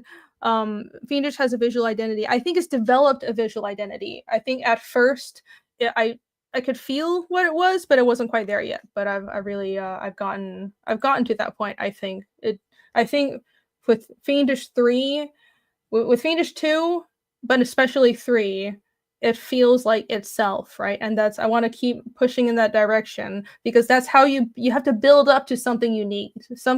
Nothing comes out completely unique and it doesn't come out perfect. You have to develop it. At least you're creating something different. The amount of people that want to create something new but just end up creating their own version of Batman is amazing. I really think it's because you need patience to do stuff like that. It takes years. It takes years of being autistically focused on one idea and one franchise, right? I think people, and even I wasn't aware of this when I set out. I'm just very stubborn, and I decided I was going to only focus on Fiendish and nothing else. But it takes so much more time and energy to create something that at least feels original. That is you're putting all your influences together in a way that hasn't been seen as much before, and that you have a message that is original to you. You guys know what I mean. It takes time, and I think a lot of the times it's intimidating to spend that time, and there's people don't want to commit and spend that amount of energy, but that's what you need to do. And I do think, like, what people it's one of the factors I don't think we look at enough on historically some like the great works with mythology, for example. That stuff is developed over generations. With Tolkien, he also developed that world over a lifetime, and he was quite old by the time he was writing Lord of the Rings and the Silmarillion. So he had a lifetime of experience and tons of time to build his world and his philosophy. And same with George R. R. Martin. And I really think that's why you look at, and even Frank Herbert, you don't see like some 20-year-old coming out and having like a whole new fantasy world that's completely original. It has its own feel, right? You need time and age and experience. Sideburns #1. I don't know what you guys are talking about. Tolkien is just the original manga writer. Lord of the Rings is very manga. There's a Nakama. There's like the whole main character and his buddy group. That's a very manga thing, you know? It's Yeah, I've always thought I felt like Lord of the Rings is one of the few Western franchises I've always really loved. Because you guys know I'm not like a superhero person, and but I really liked Lord of the Rings, and there's a lot of other fantasy I don't particularly like either. Not the least because everybody's just ripping off Tolkien, but yeah, Lord of the Rings reads like a manga and it's great. Power ups everywhere. Jake says I never found the Silmarillion to be all that silly. Haha, very funny. Very funny. Okay, we're moving on. Moving on. JW says he started from scratch several times too. Did he? I actually didn't know that. You do have to be comfortable with scrapping ideas. I have scrapped a lot of ideas for Phoenix. Well, oh yeah. I have mentioned this before, but previous to even the preview book, even this for Fiendish, I had a version of the story that was even more different, and I completely scrapped it. So when I was playing Pathfinder, sitting in my janky little apartment in Taiwan, just freelancing, and I had nothing else to do all day but draw and play Pathfinder with my friends that were in Colombia. And I was like, I kind of want to do my own fantasy series because I'm really inspired by all this fantasy stuff, and I always wanted my own manga. Anyways, so the first draft of what I wrote was like, the main character was still similar to Casimir, hunter, northern fantasy setting, kind of this snowy landscape. He had this red-haired archer buddy that was always there, but the antagonists were completely different. I had these shapeshifter antagonists, and which, looking back, that's not a bad idea, but I wasn't going in the right direction. It didn't feel original at all. I couldn't solidify it, so I completely scrapped it and started over and then did Fiendish. So I did also completely, absolutely start over once before in this project. All right. So Kaz and Iskul they're following these burn marks on the trees, and they reach this trail. They come out on this trail and they're like, hey, isn't this the northbound trail? So they live near Alstad, and Alstad is basically the last major town. If you look at the map of Arvos, Alstad is the last major town before you head into the deep mountains. Wait, let me see if I can pull up the actual map. Oh my gosh, where is I always forget what world building stuff I put in the back of my books. Okay, here we go. So here, this, okay, you know what? I'll just have the map over here. So Alstad is in the middle of the mountains. This is not working out well. Why is the glare so bright? You know what? Fuck it. Doesn't matter. This is not working. I'll just explain it. You guys can look at the actual comic page. But yeah. Oh, I got a super chat. Okay, hold on. Oasi, thank you. Oasi for $5. Oasi says, I'm out meetings early with Image. Cool. If anyone else is coming to Miami for the con, DM me and I'll set everyone up at my bar and lounge on Saturday. Cool. That sounds great. See you in Miami, and good luck with the meeting. And thanks for stopping by. Thank you very much for the super chat. Thanks for that $5. I hope you're enjoying the voices. Spot gloss. No, none of these have spot gloss. No, but this print run of Fiendish had like kind of shinier pages, and I actually don't think I want to do that again. I like having more matte pages so they're not so reflecty, right? Because it kind of annoys me. It annoys me to have things so shiny because it gets in the way of reading it. Yes, I do have. I'm glad that you have one of the canvas maps, and I'll be bringing those back for the Chapter 3 campaign. Okay, so, right, what was I saying? Anyway, Alstad is like the last major city before you head into the deep mountains. So this is like a trail heading out into the middle of fucking nowhere. So they're like, oh, there's a northbound trail, or whatever could be down here. Oh my gosh, and they encounter this garishly colored caravan traveling down this mountain road, and we meet the Halcyon Theater Troupe. That's this quirky little theater troupe, and I wanted them to come across as, especially Halbrand, who's the owner of the theater troupe, to come across as way too naive and friendly and trusting to survive in this world. And you probably have no idea how they've survived this far. And they're just trotting along on this mountain road that's full of bandits and probably has a demon wandering about. And they're like, la la la, we're going to put on a show in the north and we're traveling to our next destination. We put on plays, and I'm Halbrand. I'm going to talk your ear off. And Cosmere really doesn't like that. So some people were confused by what I did with the lettering here. I thought it was pretty self-explanatory. Obviously, what he's saying is not that important, but fun fact. Another fun fact. Lots of fun facts today. This is why I'm doing this stream, because I thought I could give you guys some secret info. So, as Halbrand is like talking your ear off and just rambling about, oh, my childhood, oh my, look, these young boys on a hunt on this crisp winter morning, blah blah blah blah blah blah. He mentions some of the plays that their theater troupe puts on, and in the plays, I named one of the plays after one of my old comics. So I referenced one of my old comics in the plays that the Halcyon Theater Troupe mentions. That's all. That was the Easter egg, but I thought that would be kind of cool. Even though nobody knows my old comics, it's just like web comics that I put out and nobody read. And I've been doing like short comics and, little comic projects here and there forever. But there was one web comic called Shaman Child that I drew for a couple of years and I gave up on, but I thought that would be kind of cool. And shamans, it fits with this world building as well, so I carried over the name. Anyways, Halbrand is the start of chapter 7.5. Yes. TT really likes Halbrand. Too pure for this world. Oh my gosh.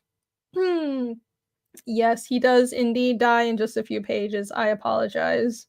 So Halbrand is talking everyone's ear off. Cosmere is getting really pissed, and he's basically saying, well, what's so interesting about some idiots playing make-believe? And he's yelling at Easkull, and Easkull's like, no, he has so many stories to tell, being all innocent and young. And Cosmere's like, you can keep listening to the fairy tales if you want, I'm in a hurry. So Cos starts walking off, and Easkull's like, sorry, I should really go with him.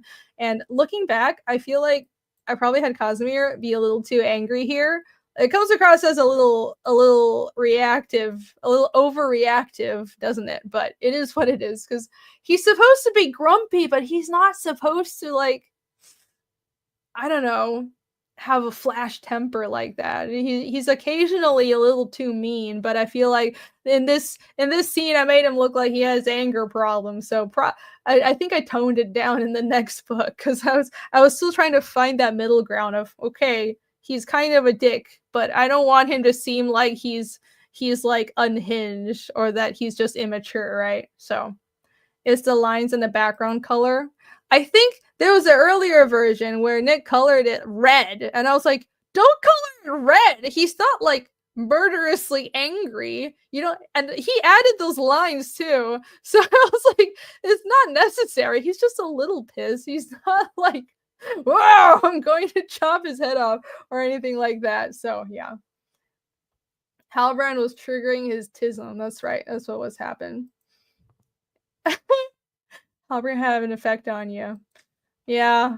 Well, I suppose so.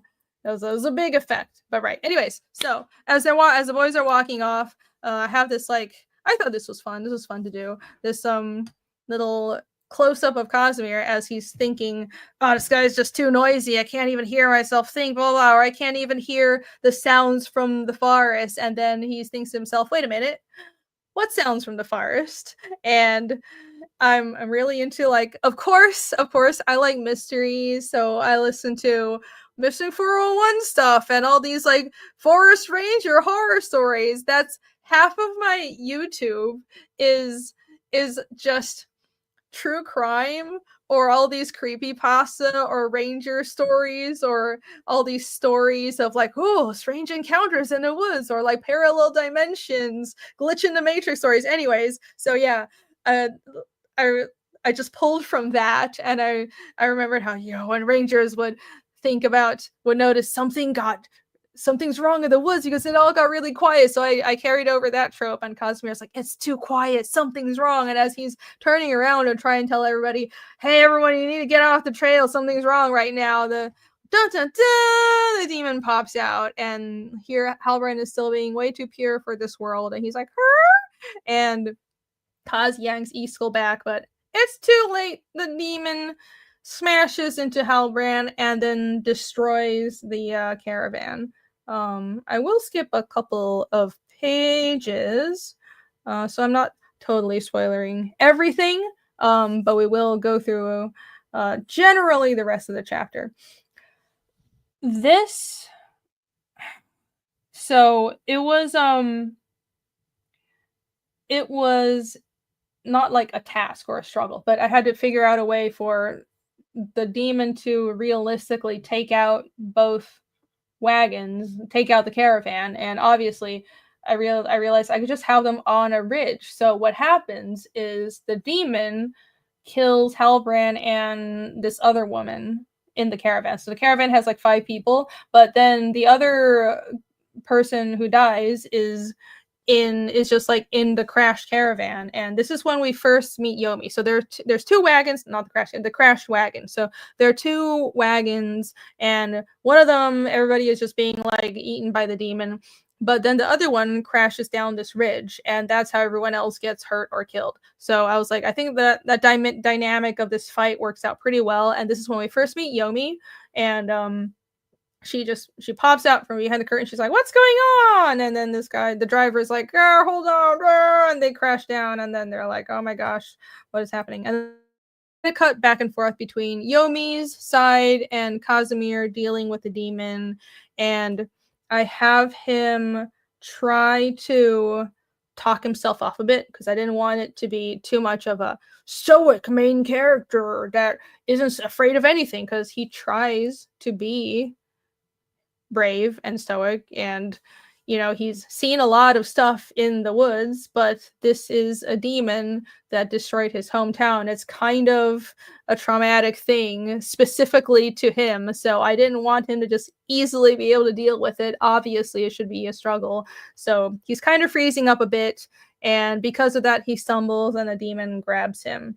And meanwhile, Yomi is there's another page before this where the other wagon has crashed, and Yomi is helping her friends, and her friend tells her this demon attacked Halbrand, go up the hill and help Halbrand. So that's the dynamics of this fight scene. I have 2 sets kind of happening in close proximity.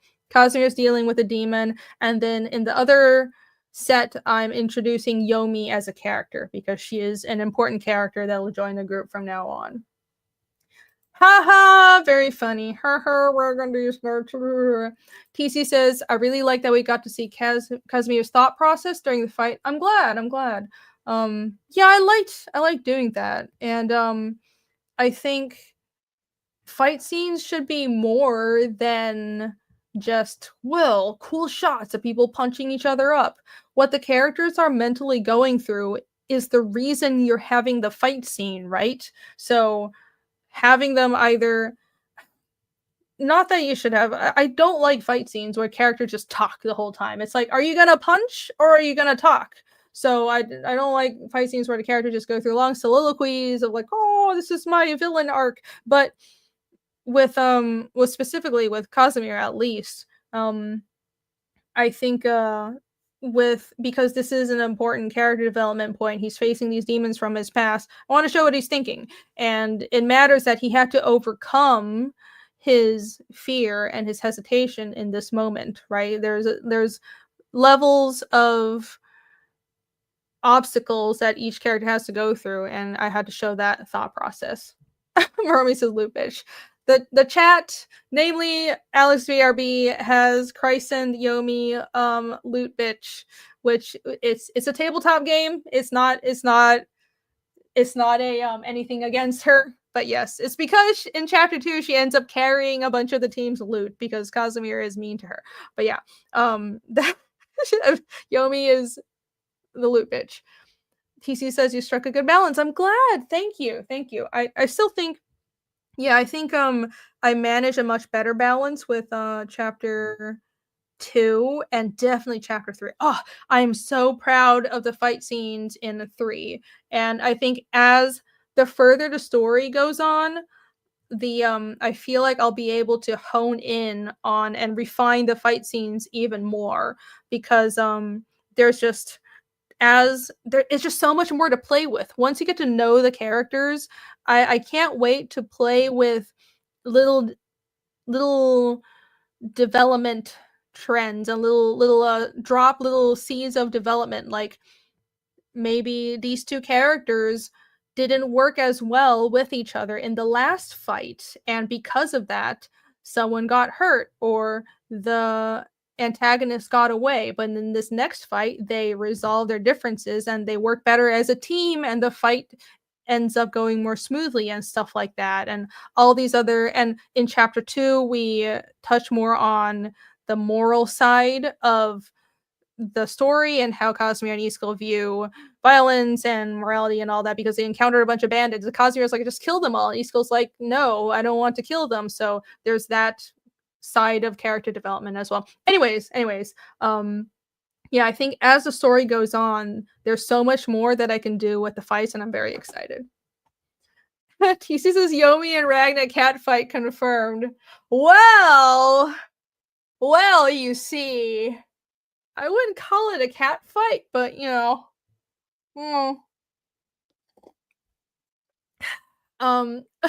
please, TC is begging for a Yomi and Ragna cat fight.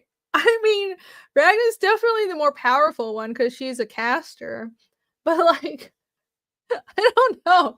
I feel like for most of chapter 3, Ragna is just kind of a bitch to Yomi.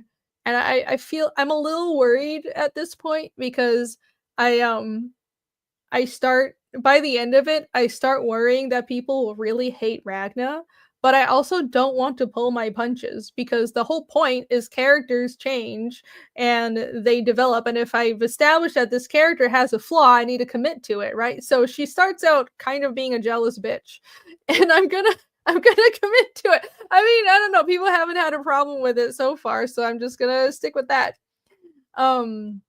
They fight over Kaz's affection. Just fighting over scraps. There's not much affection there, no. No, there's, I mean, obviously Ragna's jealous, but there's nothing really going on. Kaz is not interested in Yomi. Okay, all right. Going on. Continuing on. TC says they like Ragna being bitchy. Well, I'm glad. I'm really glad that I could commit to a character that's kind of a bitch. And people still like her. We'll see how far that goes. I guess that's the power of having a good rack. That's the power of having a good rack.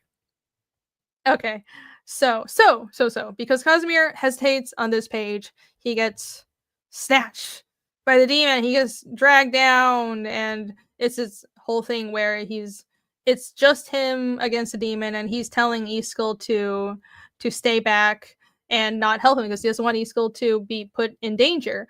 But he's on his own. He's kind of trying to twist around and stop the monster from like ripping his arm off. So what he realized he can do is I was kind of like just like lying on my sofa thinking, what would he be able to do? Because his arm has gotten caught and he only has one axe left. It's so funny doing fight scenes because I will self-act out the movements. Like, okay, here's if I swing my sword this way, which direction will my weight go, and all this kinds of stuff. And if someone had grabbed my arm, what else could I do? So what he does is he just snaps the blade off of his axe and starts stabbing the demon with the blade on its own. That's broken off from the actual hilt because the hilt is stuck.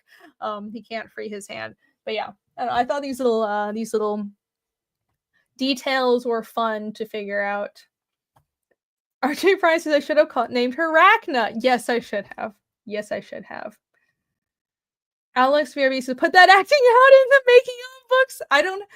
I don't have pictures of it, but I can mention it in my creator's notes, I suppose.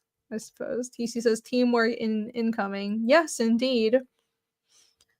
Alex says Yomi needs to toughen up. She does indeed. That's the point of her joining the group. In chapter 2, Kaz tells her, you can join us, but I'm not protecting you, and basically she has to train and become able to defend herself, right? Which is pretty difficult because she's like a little girl. Not like a little girl, she's a teenager, but she's not a big person, is my point.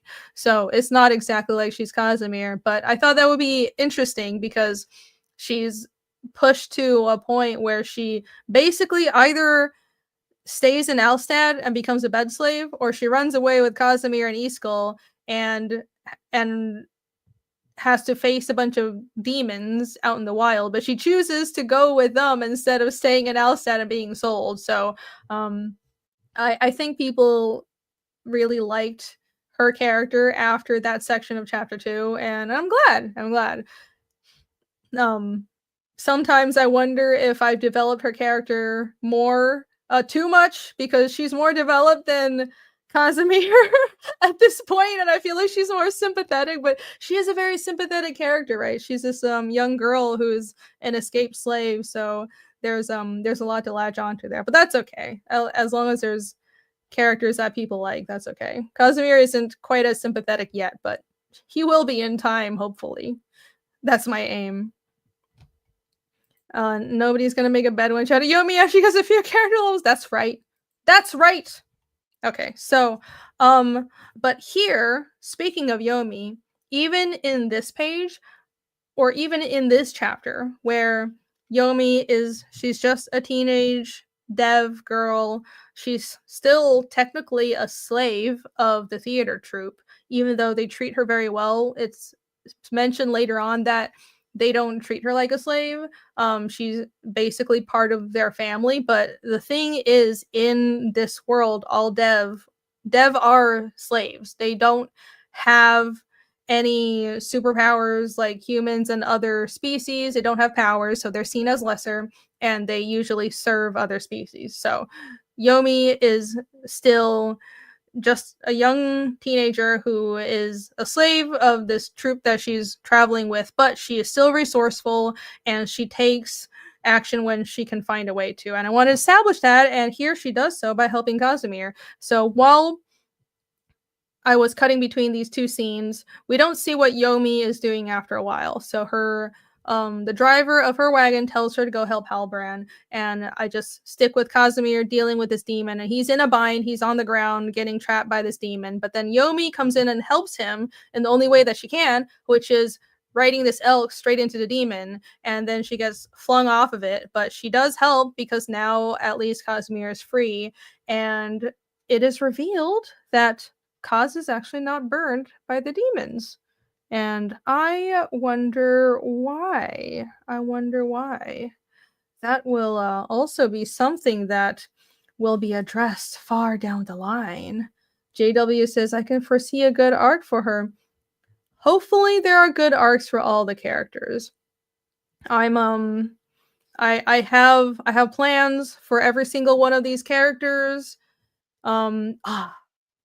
Especially I think Casimir's arc has a bit of a slower start, but by the end of book 6 now, because book 5, by the end of book 5, which is the end of arc 1, that's the first chunk of his arc, and I just can't wait. But yes, Yomi definitely has an amazing arc, and hers starts earlier than the other characters, so I think that's why there's more to latch onto with her. But yeah, that's another thing I did. I the first arc of the story has been extended. I split book 3 into 3 books, so that's why there's 3, 4, and 5. Those are all those books are. That's how long it's going to take for us to go to Dorvo and finish the whole first arc of Fiendish. But the reason is I've added way more of the character development into that section. So I added more stuff. There's more content. I'm not just dragging things out longer.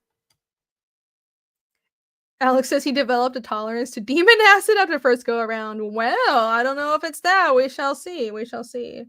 Right. Anyways, he figures out he's not burned by the demon, so he tries to jump in and fight it again. It doesn't work, and then he remembers this. Oh, let's see. Wait. That doesn't happen.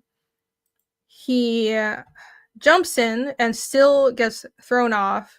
Can't figure out what to do because he's basically, imagine trying to fight an acidic, angry bull. It's not really a wieldly situation to be in. But Easkull is the one who figures out that shooting or damaging the faces on these creatures weakens them, and that's actually the only way to kill them. They don't die if you cut off their head, or it's not clear where their vitals are, but if you damage the faces, if you destroy all these faces, then you kill them. So that's what Easkull figures out. Again, he is the one that sees the things Casimir doesn't. So he's that support. And oh wait, there was a page here that I took out. That's why, because I didn't want to show and spoil absolutely everything. But right, as Kaz is being thrown around by this demon, he remembers this one line that his old hunting master tells him, which is follow your instincts, and you're thinking too much, follow your instincts. And looking back, now that I worked on 2 and 2.5, there's a theme, there's a thematic element that I wish I had put in chapter 1 in that line specifically. So later on in the story, I might expand that, and because I can't change what's already printed. I can't change what Octo has said to Casimir. He's like, you're thinking too much, front, follow your instincts, like wise old hunter, like just don't overthink things, just jump in the fight. Because like, if you've done sports and martial arts or anything like that, that's kind of what you fall back on, right? When you're in the fight, when you're in the moment, you don't really think. It's all muscle memory. There's no time for remembering technique or remembering any textbooks. You're just doing whatever you instinctively can figure out in that moment. So that's what I was trying to have Octo, which is Casimir's hunting master, reference in that moment. But there's another thematic element that I might expand on, and if that flashback happens again, there might be more to that line, so you guys will see. Maybe not. But yeah. So Easkull figures out that if you destroy the faces, then the demons are killed. So Kaz goes berserk and just jumps in and starts stabbing it over and over and over. And as he's going nuts and stabbing this demon, he gets another flashback, and he remembers that all of those monsters in Dorvo were coming out of one specific building. And I've kind of established this little mark, this like decoration on the what do you call it, the top of the roof thingy majig. Anyways, there's that. I want people to recognize that building, because it comes back in chapter 3 when he remembers it again. So it's always that one distinctive little decoration that's on the building. So he remembers they were coming out of one specific house. So another little drop, a little drop in the mystery bucket over there, and then he gets slashed and finally kills a demon. So that's the demon fight in chapter 1. I tried to sprinkle both a little bit of character development. I do think it was more decompressed, and I would have done it if I were to board out this fight now, but I wanted to be sure that I had some mystery reveals, which was the flashback, and also the reveal that Casimir isn't burned by the demons. That's really important, because that'll come into play again and again in the story going forward, and that will really, really matter later on. Really matter. And there's a reason for why he isn't burned, obviously, that nobody else could have that immunity, by the way. So yeah, that I wanted to intersperse a hopefully engaging and exciting fight scene with more tidbits in the mystery and entice people to read further. And yeah, and of course the chapter ends with Casimir cutting off this claw, this demon claw, and he's like, "What are you? How did you get here? I can't run away anymore. I need to find the truth." So it's this arc where in the beginning of the chapter, Kaz isn't necessarily afraid of going back home, but he's definitely trying to forget what happened in Dorvo. And that's why I ended the prologue at the beginning with Stanimir telling him, run away and never come back. And he does remember that, and Kaz has done that. He's ran away. He's never came back. He's tried to forget what happened, and he keeps telling Iskall, I can't really remember what happened, but now he's forced to remember and confront his past. And at the end of this chapter, he decides, I'm not going to run away anymore. I'm going to figure out what happened because only I have the memories to understand what happened and what these demons are, and I can't live in fear anymore, so I'm going to confront this terror that has resurfaced. So that is the arc of this chapter. And there you go. There's some more. I had like another 4 pages that were bonus pages introducing Ragna. I'll just show only one of them. I thought this one very Princess Mononoke-ish. I know, rampaging boar and everything, but this was a bonus. That was a stretch goal in for the crowdfunding campaign. I set the stretch goal as, oh, if I reach a certain amount in the campaign, then I'll draw 4 extra pages. So I did. And what I did was I just introduced Ragna. And what happened was this boar was rampaging because it had been burned by a demon somewhere in the woods, and it had just been running around freaking out. And Ragna doesn't find the demon, but she sees the marks, and she also knows that, well, there's something strange in the woods. So I just wanted to introduce Ragna, give everybody some eye candy because Ragna is there for eye candy, and also establish that this isn't just one demon wandering about. This is kind of a building problem, and there are more of these creatures out there in the wild. So yeah, there you go. There, and there's the Elstad page. There's the Narsa. I'll go back to the first page. Dun dun dun! Yay! I hope you guys enjoyed that, and that wasn't too insufferable. Hey, D-Wams is here. Hello. Oh, you joined just as I finished doing the read through and lay commentary on chapter 1, but thank you for being here. I'll stick around and chat for a little while longer, but not too much because my voice is about to be completely gone. Oh, it's only been like 2 hours. I thought it was way longer. Probably because I've been talking and yelling so much, but yeah, I'm glad it didn't take too dang long, because then I would never get any work done tonight. But hello, D-Wams, thank you for joining. He said, great looking work. Keep it up. Thank you. This is old work, man. This is so old, but I'm glad people still like it.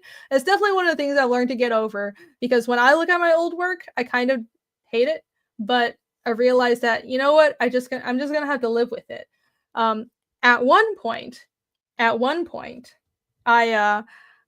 was tempted to almost redraw parts of, I think a lot of artists go through this, right? I was tempted to redraw a lot of not just chapter 1, but chapter 2 as well. And I have resisted that because I realized that would be absolutely ridiculous. And sometimes you just have to move on, because a lot of the time as an artist, you are your own worst critic. That is true, but also the art is fine. You put it out there, it serves its purpose, and now I just have to continue the story because there's so much more to do, and I don't have absolute eternity to tell this story. So I've learned to not get too hung up on work that's done. If it's done, it's done. Just hand it, send it to print, and I need to move on to the next book. And I think that's also something valuable to develop, because it was definitely a struggle for me. Let's see. Comics Legend says, just move on. Think of George Lucas going back to redo the original Star Wars. I know. Yeah, that's a good way to put it.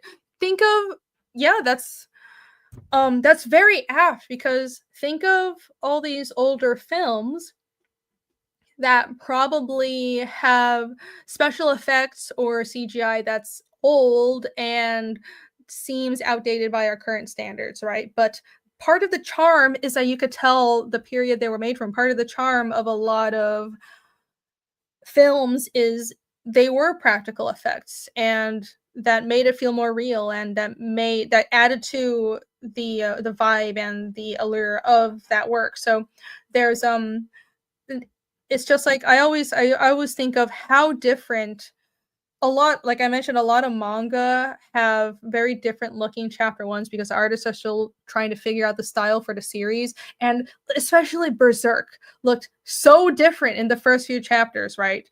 And it felt like very macho, just guy killing demons. But then at the very end of that first chapter, you see Guts crying about what he just encountered. And then you realize, oh, there's more to this story than just killing demons. It's not just like an emotionless guy going about his business, but also the art was so different. And imagine if Mira had gone back and redrawn that, it wouldn't be the same.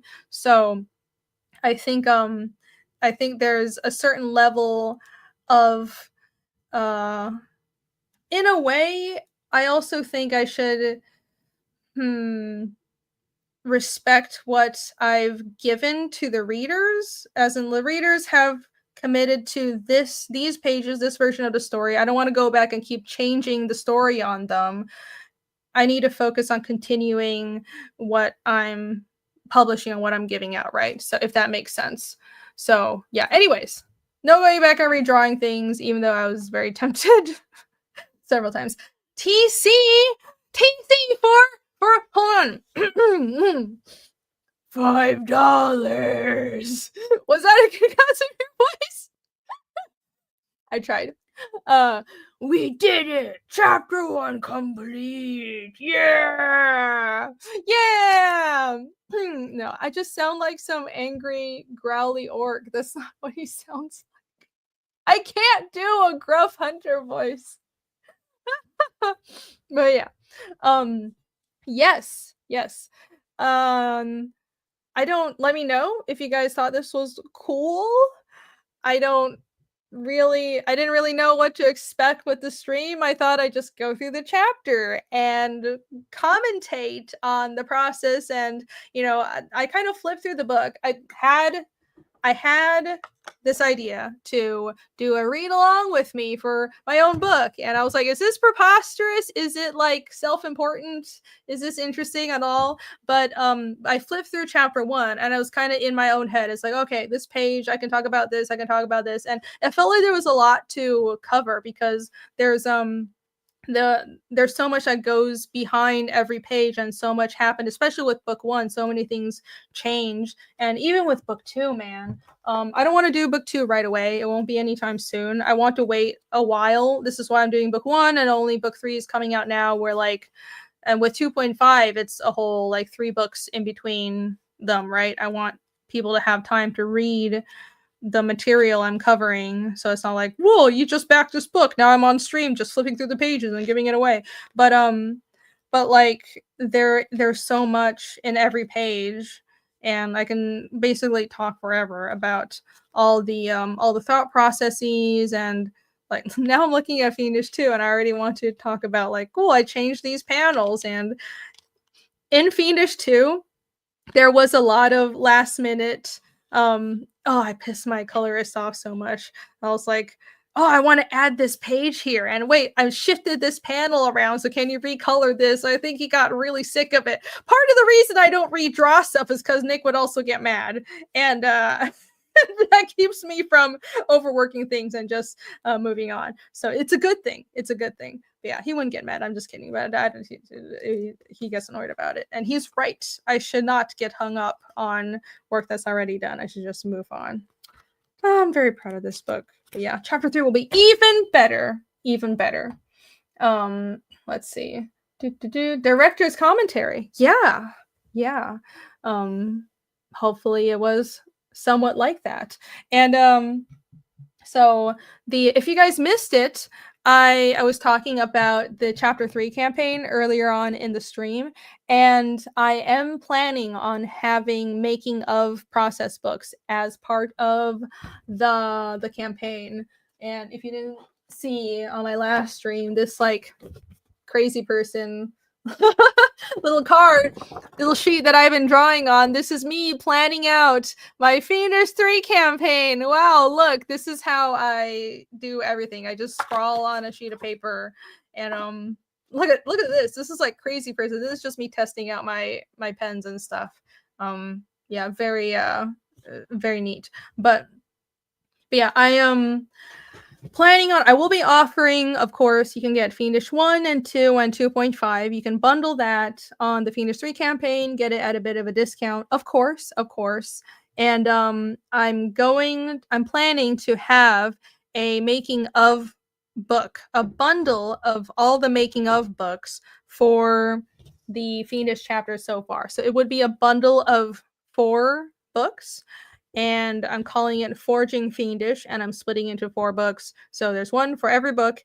And if you get the big Give Me Everything tier, you'll get all 4 of those, all the variants for chapter 3, and then of course anything that I might add on to the campaign. So it's like the big box tier. I'm definitely going to have one of those as well. But yeah, other than that, I'm trying to make it very book focused. No knickknacks, no nonsense, no like extra items, like no merch. I have t-shirts on the Fiendish website. I don't need to put t-shirts and hats on the campaign. You can go on the website. That I want the campaign to be as simple as possible, because simple as possible is already really dense. Everything for this project turns out that way for some reason. Let's see. Vixen, that book is gonna weigh like 50 pounds. Fiendish 3 is currently 70 pages, which is not that bad.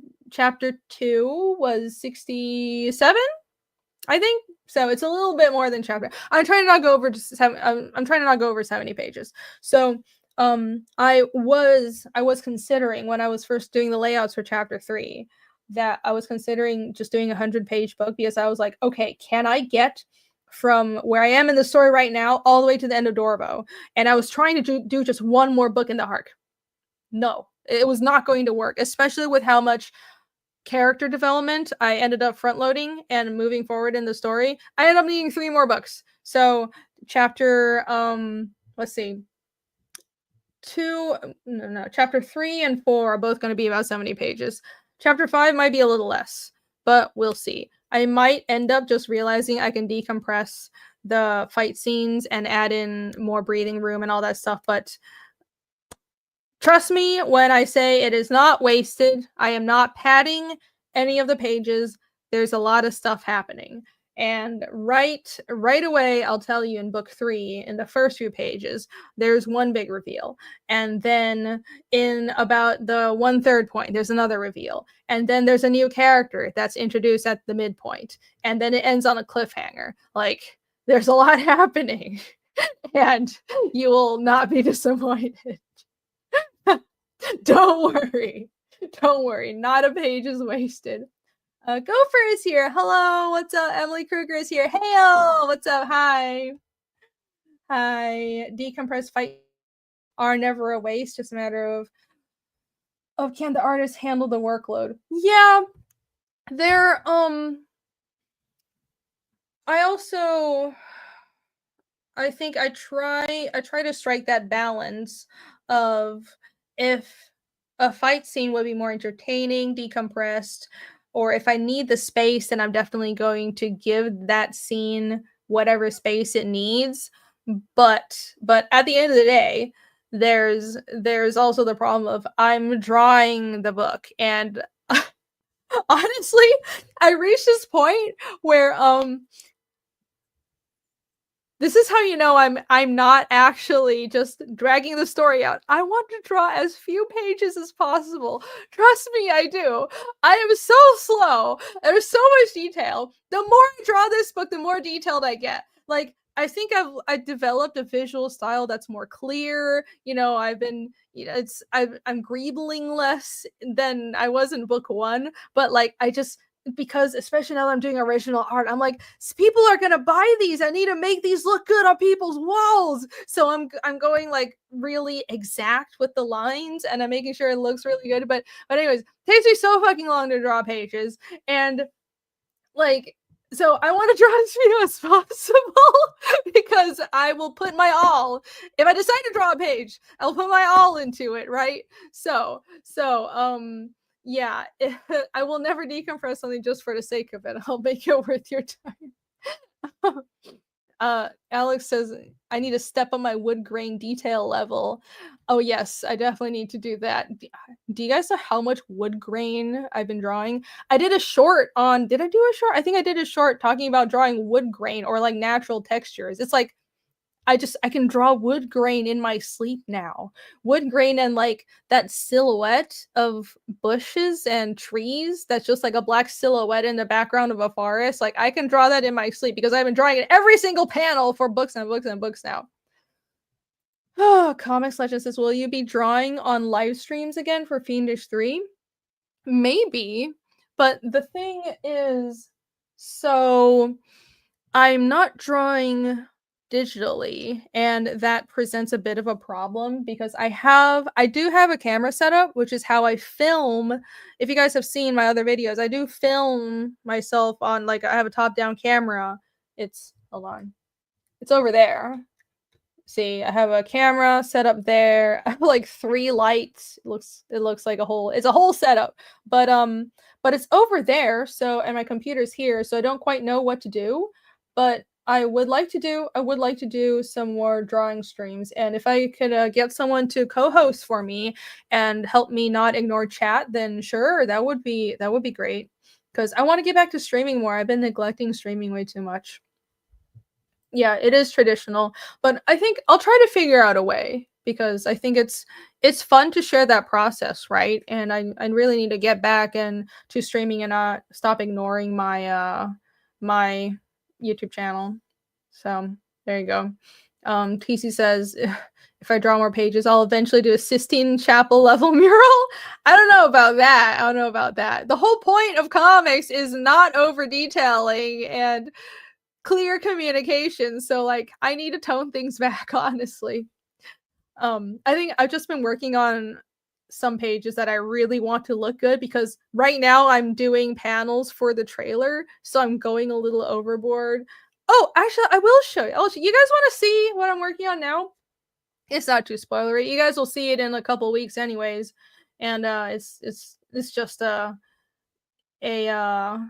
shot of a demon, because they'll be coming back again in chapter 3.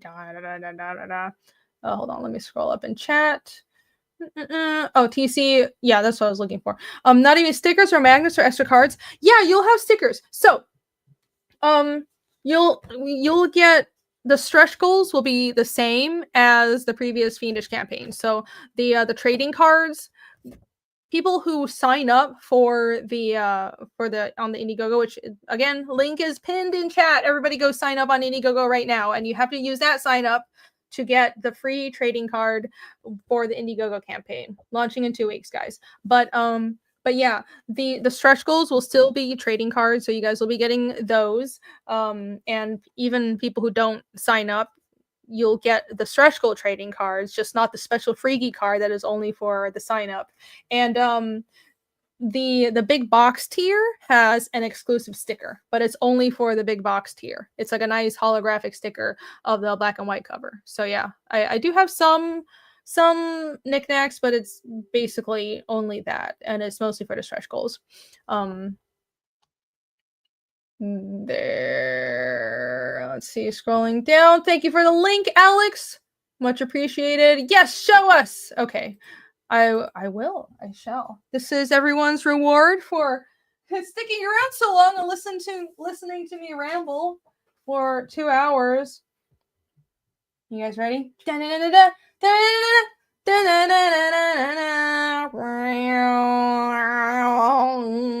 Wait, hold on. That's just a tree. Hold on, okay. There you go. Dun dun dun. So that's the first new demon that we encounter in chapter 3. And it's Nina and Iskul. Oh my gosh, and they're on their own. Whatever are they going to do? We shall see. Yeah, I just finished that, and I really, that's just like 2 panels. And listen, I did not need to go this detailed, but I did because it's going to be in the trailer, and I need it to look awesome. But yeah, and I do want the demons to slowly start looking more and more crazy as the story progresses. But yeah, right now that's the first one that they encounter, and they will be more. There will be a lot of demon fights going forward. We kind of took a break from that in chapter 2, but they are returning. Don't you worry. Don't you worry. There's going to be demons and drama alike in book 3. Bisco says, nice perspective. Thank you. Thank you very much. JW says, you do special work, Irene. Aw, thank you. Thank you very much. Arigato. Much appreciated. Your project signs in the art. Aw, thank you. I am passionate. I am passionate. I am throwing my whole life into this because that's what I love. That's what I love to do. It's my dream project. I need more of these subliminal monsters and young guys. What? Subliminal monsters? What is that supposed to mean? I don't know what that means. Yeah. They I just try to go for designs that look as freaky as possible and slap a bunch of weird monster faces on it. Oh, thank you, Michael. No way can he still take one by himself with just Nina? No. Iskul can be crafty. We shall see, shan't we? We shall see. Oh my. Yes. Oh my. Wait, that was the what was that? The old guy in Futurama. Oh my. I do that in my head all the time. It's terrible. I need to stop doing it. All right. Anyways, yes. Yes. So, chapter 3 is going to be launching in 2 weeks. Holy shit. Oh my god. Why do I have my work cut out for me? But yeah, you guys just got a little sneak peek. Let me pull up the campaign. Should I show I showed some of the colors already, so let me pull that up as well, because let's see. I tweeted out and posted on the Fiendish blog the colored pages that Nick has been sending in. 2 weeks! I know! How am I gonna do this? I'm so fucked. Oh my god. I'm gonna be working down to the absolute last minute. It's gonna be down to the wire. It's gonna be terrible. But it's okay. I'll manage. The thing is, I already have quite a bit of the work done. It's just I want to have like several more pieces done for the trailer. I have the campaign mostly designed. I just need to do the tail end of the last 2 pieces of work, and I want to try and do 1 more cover. So we'll see if I can manage that. The only wrench in the whole process is I had to drive down to Florida. But I mean, I might bring the cover along with me and just work on it, because I do. Oh, here's the other thing. I'm thinking of offering the permanent cover on the campaign this time. I figure I might as well. Yeah, I might do that. Brain fart. Sorry. What do you guys think? If I can get it done, I'll offer it. Because I think I should. So on the campaign, there will be the campaign exclusive cover. That's the background that I have here. Hold on. This one is the it's a campaign exclusive, but it's also the main cover. And then I have the black and white cover. So the black and white cover is the 24-hour only cover, just like all the previous campaigns. I want to keep that familiarity from previous Fiendish campaigns. But if I can get it done, I'll offer the permanent cover. And also, the I might have a guest cover. I've been in talks actually with a couple of artists to do guest covers, and everyone's really busy, but I have a couple of really good artists that might potentially be doing guest covers for Fiendish. So we shall see. And that's what I'm leaving open for. That's what the big box tier is for, right? If the new other variants of the book, because I try to not overload my campaigns with variants, and like once the initial campaigns are over, it's just one permanent cover. But I want to offer some really awesome artists guest covers on this campaign and also on the other platforms, because I am planning on putting Fiendish 3 on some other platforms. I can talk more about it some other time so I don't drag this stream on for like 5 hours. But yeah, that's my plan right now. Let's see. A good idea, seeing as you don't offer them later. Well, the permanent covers are the ones that are offered permanently. So I'm wondering if I should have that on the initial campaign, because people have asked for that. And before, the way previous Fiendish campaigns was the campaign covers were the initial campaigns where the books were launched. Those covers, all the covers on the campaigns were only campaign exclusive. And then after the campaign, I'd have a permanent cover that wouldn't come out until after the campaign. And I'm thinking of offering the permanent cover with the Fiendish 3 campaign. So you'd have everything except the one permanent cover is exclusive, right? So I think that's all right. Yes, guest covers. I would like to get guest covers.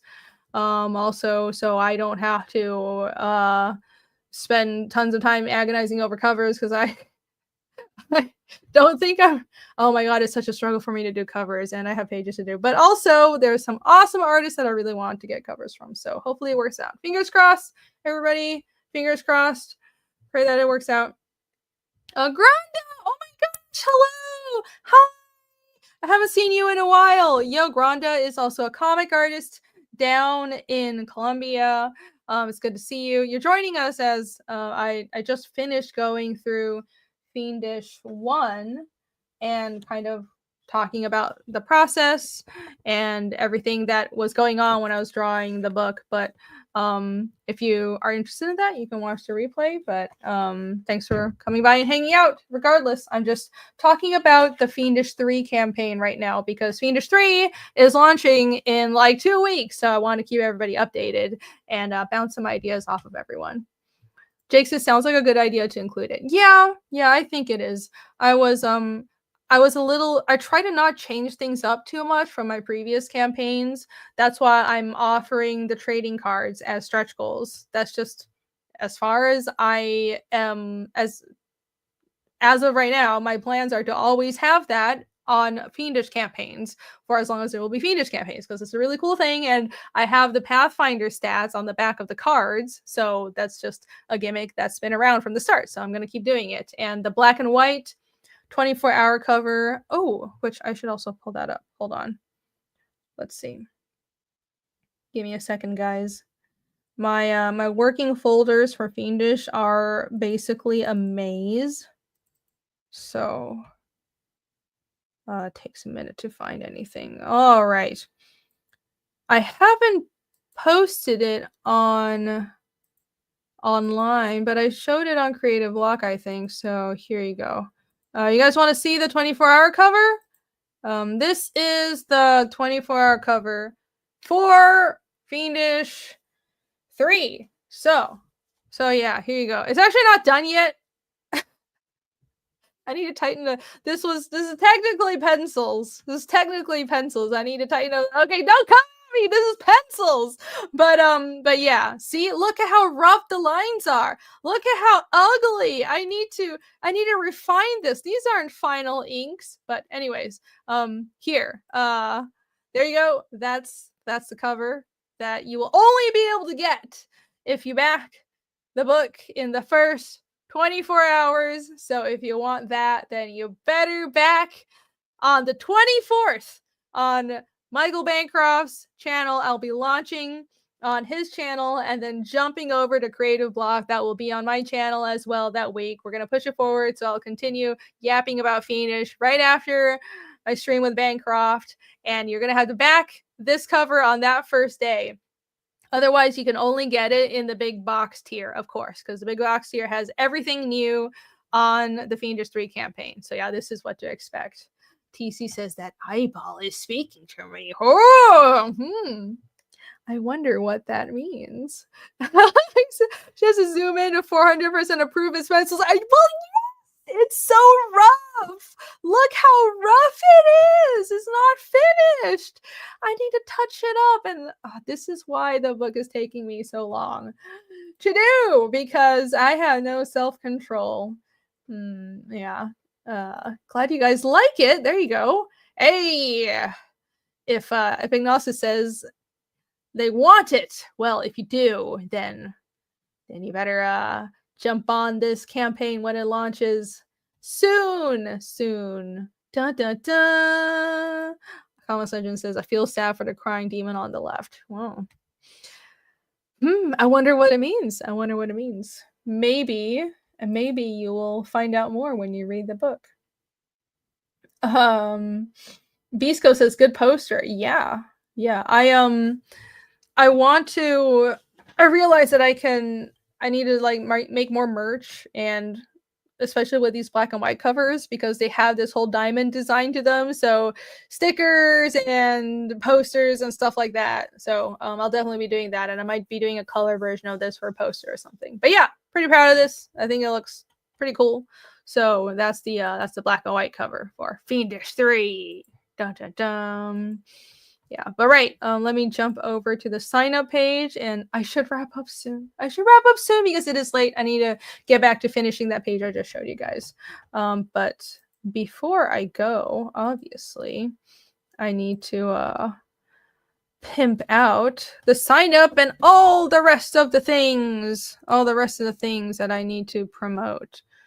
If I can find all of that, be patient with me.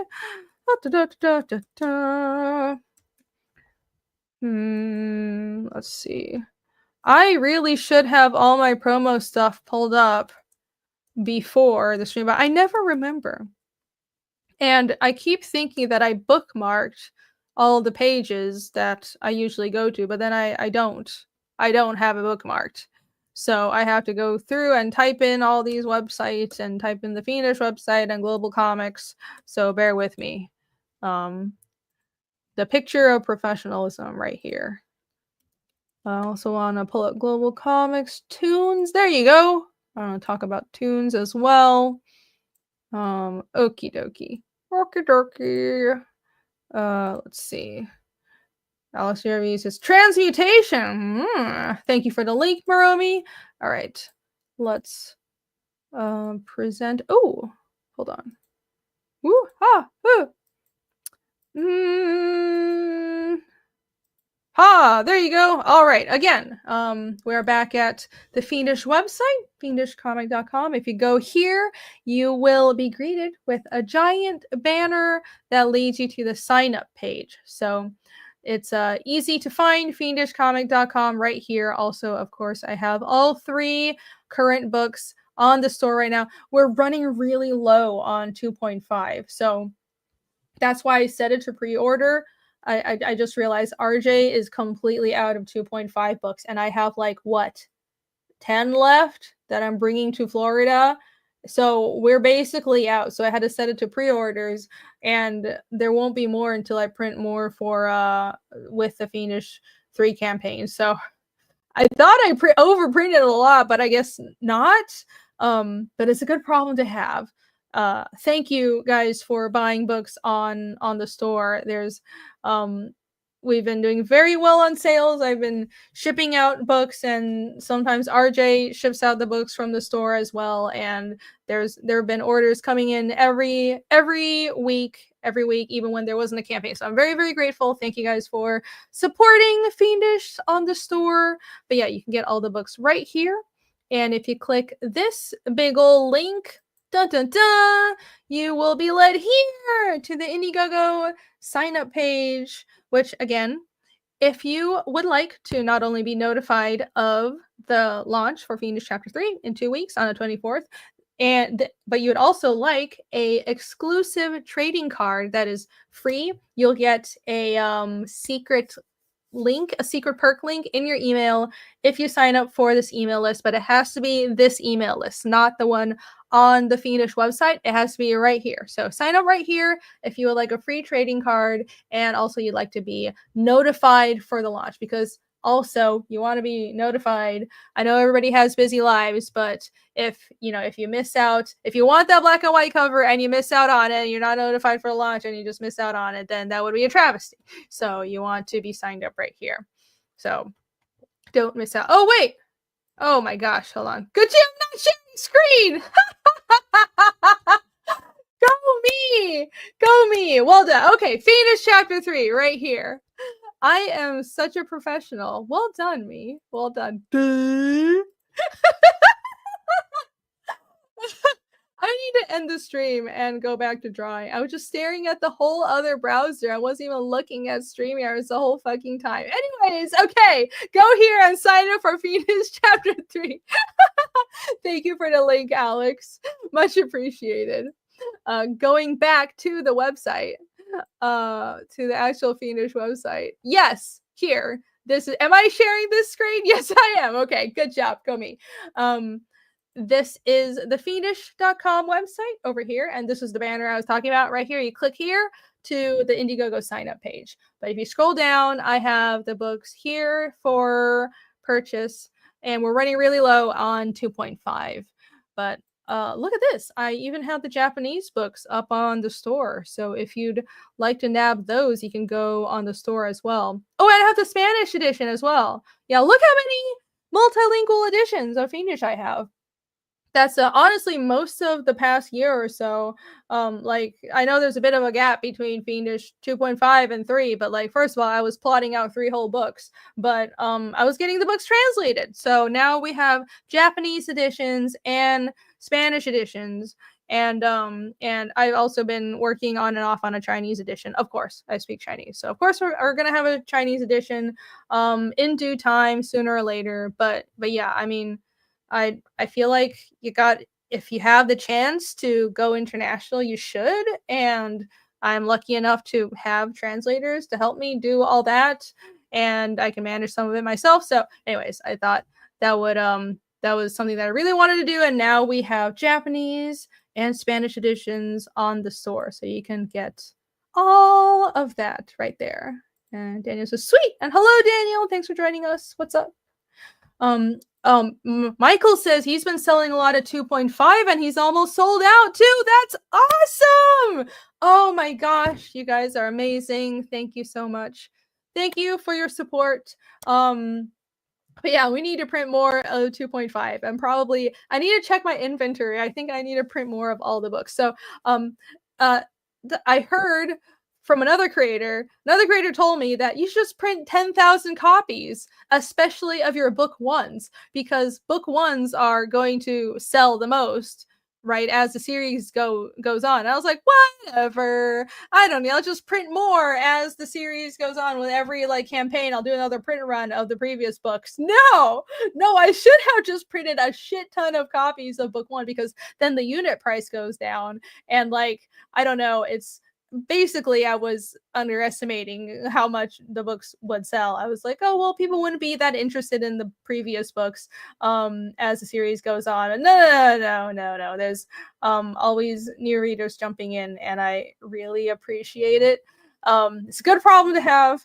I should have just, because I was like, oh my god, it's really scary to do these big print runs, because you have to understand. So when I launched a Fiendish 1 campaign, I was coming off of doing short comics and mini comics and going and printing like 100 copies and going to cons and then nobody buying them, because I mean, I wasn't marketing right, and I wasn't working on a project that was like, it was just, oh, I have this little, anyways, it wasn't really a project that I think had this long-term commitment and that I really when you're working on something that is long form and is like Fiendish, and I'm fully committed to this, and this is made to last. But when I was working on my short comics and stuff like that, basically I struggled to sell even 100 copies of it because I'm a nobody. I'm not famous. I was just some nobody coming to conventions and selling my own weird little comics. And like, I wasn't expecting to sell anything. And when I launched Fiendish, I wasn't expecting to sell anything at all. I was ready to draw this book for at least 10 years and like barely make any money when I first launched Fiendish, okay? So it's been a process of adapting to the fact that I actually need to do more print runs, and I'm very grateful. Thank you guys. I'm very very very grateful. That name changes says I got 2 copies of issue 2. You got 2 copies of issue 2? Did you intend to get that, or are you missing an issue 1? Let me know, because I'm not sure. Did you message me on Instagram? Because if you did, if you got an extra copy and you're missing chapter 1, I'll fix that for you. So contact me. Darth Vengeance says, yay, I caught you live. I love all your comics. Yay, thank you very much. I appreciate it. And I'm glad that you're here. Thank you for catching the stream live. TC says, I'm about to double up on all the chapters, maybe triple up. Thank you. I appreciate it. And man, it's times like this where I wish I did more variants so you guys can have something new with each new campaign. But I don't want to overload the books with like tons of variant covers, right? That's something that kind of annoys me when I see from other publishers. It's just personally something that I'm not really enticed by. So I have like one permanent cover and that's it after the campaigns. But yeah, unfortunately, that's how it is, and I made that promise, so I'm gonna stick to it. But when every arc is finished, I will make collected editions, so there will be new covers for that. I'll collect the arc into its own book at the end of it. That engineer says, oh, I got issues 1 and 2.5. Oh, okay, awesome. That's good. Yeah, thank you very much for your support. I remember somebody messaged me on Instagram saying they were missing a book, so I wanted to make sure that, and I haven't heard from them yet, so I want to make sure I fix that. Got to take care of my customers. TC says, I like the balance of variants that you have. I'm glad. Oh, yeah, one more thing. I'm getting a little distracted, but I do want to show you guys something else. Check this out. So I have a cover guide on the website, and this is pretty nifty, isn't it? And I just added the Japanese cover. So look, all the covers for every Fiendish book are on here. And if you click them, there's a description of what the covers are and the who they're by and all that stuff. So it's kind of like a collector's guide, and you can reference each cover and you'll know like what edition it was. And I had a cover that had some damage with chapter 1. This is the chapter 1 crowdfunding campaign cover. This is the campaign cover, and there was one print run that had damage in the corner, which looking back I should have just like not made that much of a big deal out of it. I did like a whole new print run. I made up for it, but it wasn't that bad. I should have disclosed it, but it delayed the fulfillment by a lot, so I feel bad about it. But yeah, anyways, I have this on there as well. More fun stories from more adventures in fulfilling campaigns. But yeah, all the covers are on here, and we're going to have chapter 3 on there in due time as well. But I don't want to overload this. Like, look at how many covers chapter 2 has. It's already a lot. So I feel like I don't want to have like, whoa, it's just a long list of covers going on forever and ever. This is enough. There's already 6 covers that have ever existed for chapter 2. I think that's pretty good. That's pretty good. There's even a whole different cover for the Japanese variant, and this will probably be the Chinese variant cover as well. And I think that's good enough. I'll just change up like the trade dress a bit and stuff. Epignosis says, I might grab the Japanese versions for different covers. Cool. Thank you very much. I much appreciate that. Alex treasures his free triangle embossing upgrade. Well, I'm glad you enjoy it. Well, the thing is, it was a manufacturing error, but and like I don't know, it was a whole clusterfuck at the time, but at the end of the day, those are campaign exclusive covers, and they're kind of a like a limited gimmick, right? So if you did, because I polled everybody and I told everybody who backed chapter 1, if you're okay with getting one of the covers that has damage, I'll fulfill your books first, while I was waiting for like the undamaged reprint, right? But yeah, so some people do have the books that have a little dent in the corner, and that's kind of an item, right? If you view it that way. TC says spot gloss error for chapter 3. Don't jinx me! Oh my god. No. Oh, I'm going to have flashbacks to dealing with spot gloss for chapter 1. Chapter 1 was such a whole event to print and fulfill. There was so much clusterfuckery. It was terrible. It was terrible, but I'm glad everything's been very smooth ever since then. Yeah, I found a printer that I really like working with, so they're great, and I'll just keep working with them. Let's see.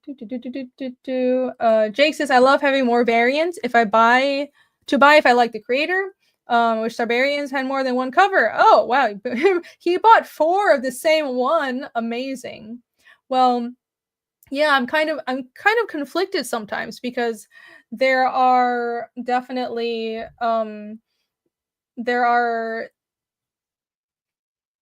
customers who like having more variants, and it's fun. I like making more variant covers, especially if it's a guest cover, so I don't have to draw it.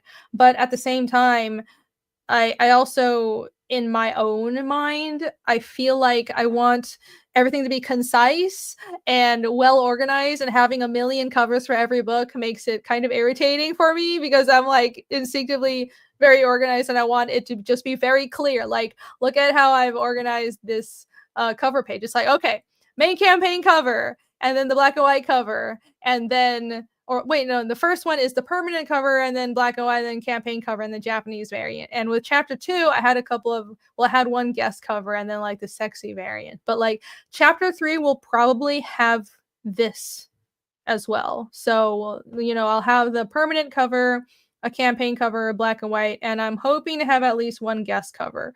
But yeah, I don't want to overload it, but I do appreciate it when customers want and do get the variants. That's awesome, of course. So thank you guys. Barb Rogers gifted 1 membership. Thank you very much. Thank you. The name changes is agree. Can't wait for issue 3.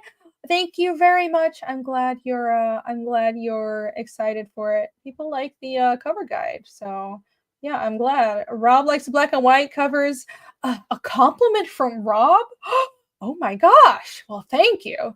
This really means something. Just kidding, Rob. Rushbrook also has the triangle dent cover. And another membership from Barb Rogers. Thank you. Thank you very much. Oh no! What have I done? Rob says, should I rank her covers? You know what? I welcome you to. I think that would be fun. Do you want to go through this page and rank all the Fiendish covers? It's very easy because I have all of them right here. And it's all very well organized. The first one is the permanent cover. And then, of course, the 24-hour one. And then the third one is the main campaign cover. And then I have all the other miscellaneous stuff behind it. But yeah, self-explanatory. That would be great. You should rank them. Let's see how Rob judges all of this cover work ultimately. Michael says 2.5 permanent cover is the best. Ah, thank you. I think the 2.5 campaign cover is fucking fantastic, though. Look at this. This was a really good cover by Michael Rushbrook. I mean, I slapped some colors on it, but I love the composition. Like, every cover design by Michael, honestly, I really loved, because I feel like I struggle to come up with cover concepts. One of the few covers that I feel like just came to me and didn't wasn't a struggle to do was a chapter 2 Japanese edition cover. But like usually it's a whole ordeal for me to figure out what to do for a cover. And I mean, this one is just fantastic. Michael seems to do it effortlessly. Oh yeah, this was the Indiegogo cover for 2.5. But yeah, hey, yes, that's by Rushbrook. That's him. But this is the permanent cover for 2.5. I am pretty proud of it. This is also a cover. Let me tell you guys, I've been waiting to do this cover since chapter 1. Since like as I was drawing chapter 1, I realized I wanted to do the story in 2.5, which 2.5 is a snippet of Casimir's backstory. It's how he grew up in the wild with his hunting master, Octo. And I knew I wanted to do the story, and this cover immediately came to mind, and I've been waiting to do it all the way through chapter 1 and chapter 2, and finally for 2.5, I got to draw it. And I think Moromi has the original art of it. So there you go. Congrats on that, and thank you for getting that cover. But yeah, that was also traditionally drawn. I did. I used some real pencils. I printed out. Oh no! I light boxed the layouts, like the layouts, and then I penciled on top of that, and then inked it. So it was an actual physical piece. Yeah. Thomas Legend says movie poster. I do use it everywhere. It has become very versatile. Yeah, I don't think I'm very good at covers, but once in a while, listen, even a broken clock is right twice a day.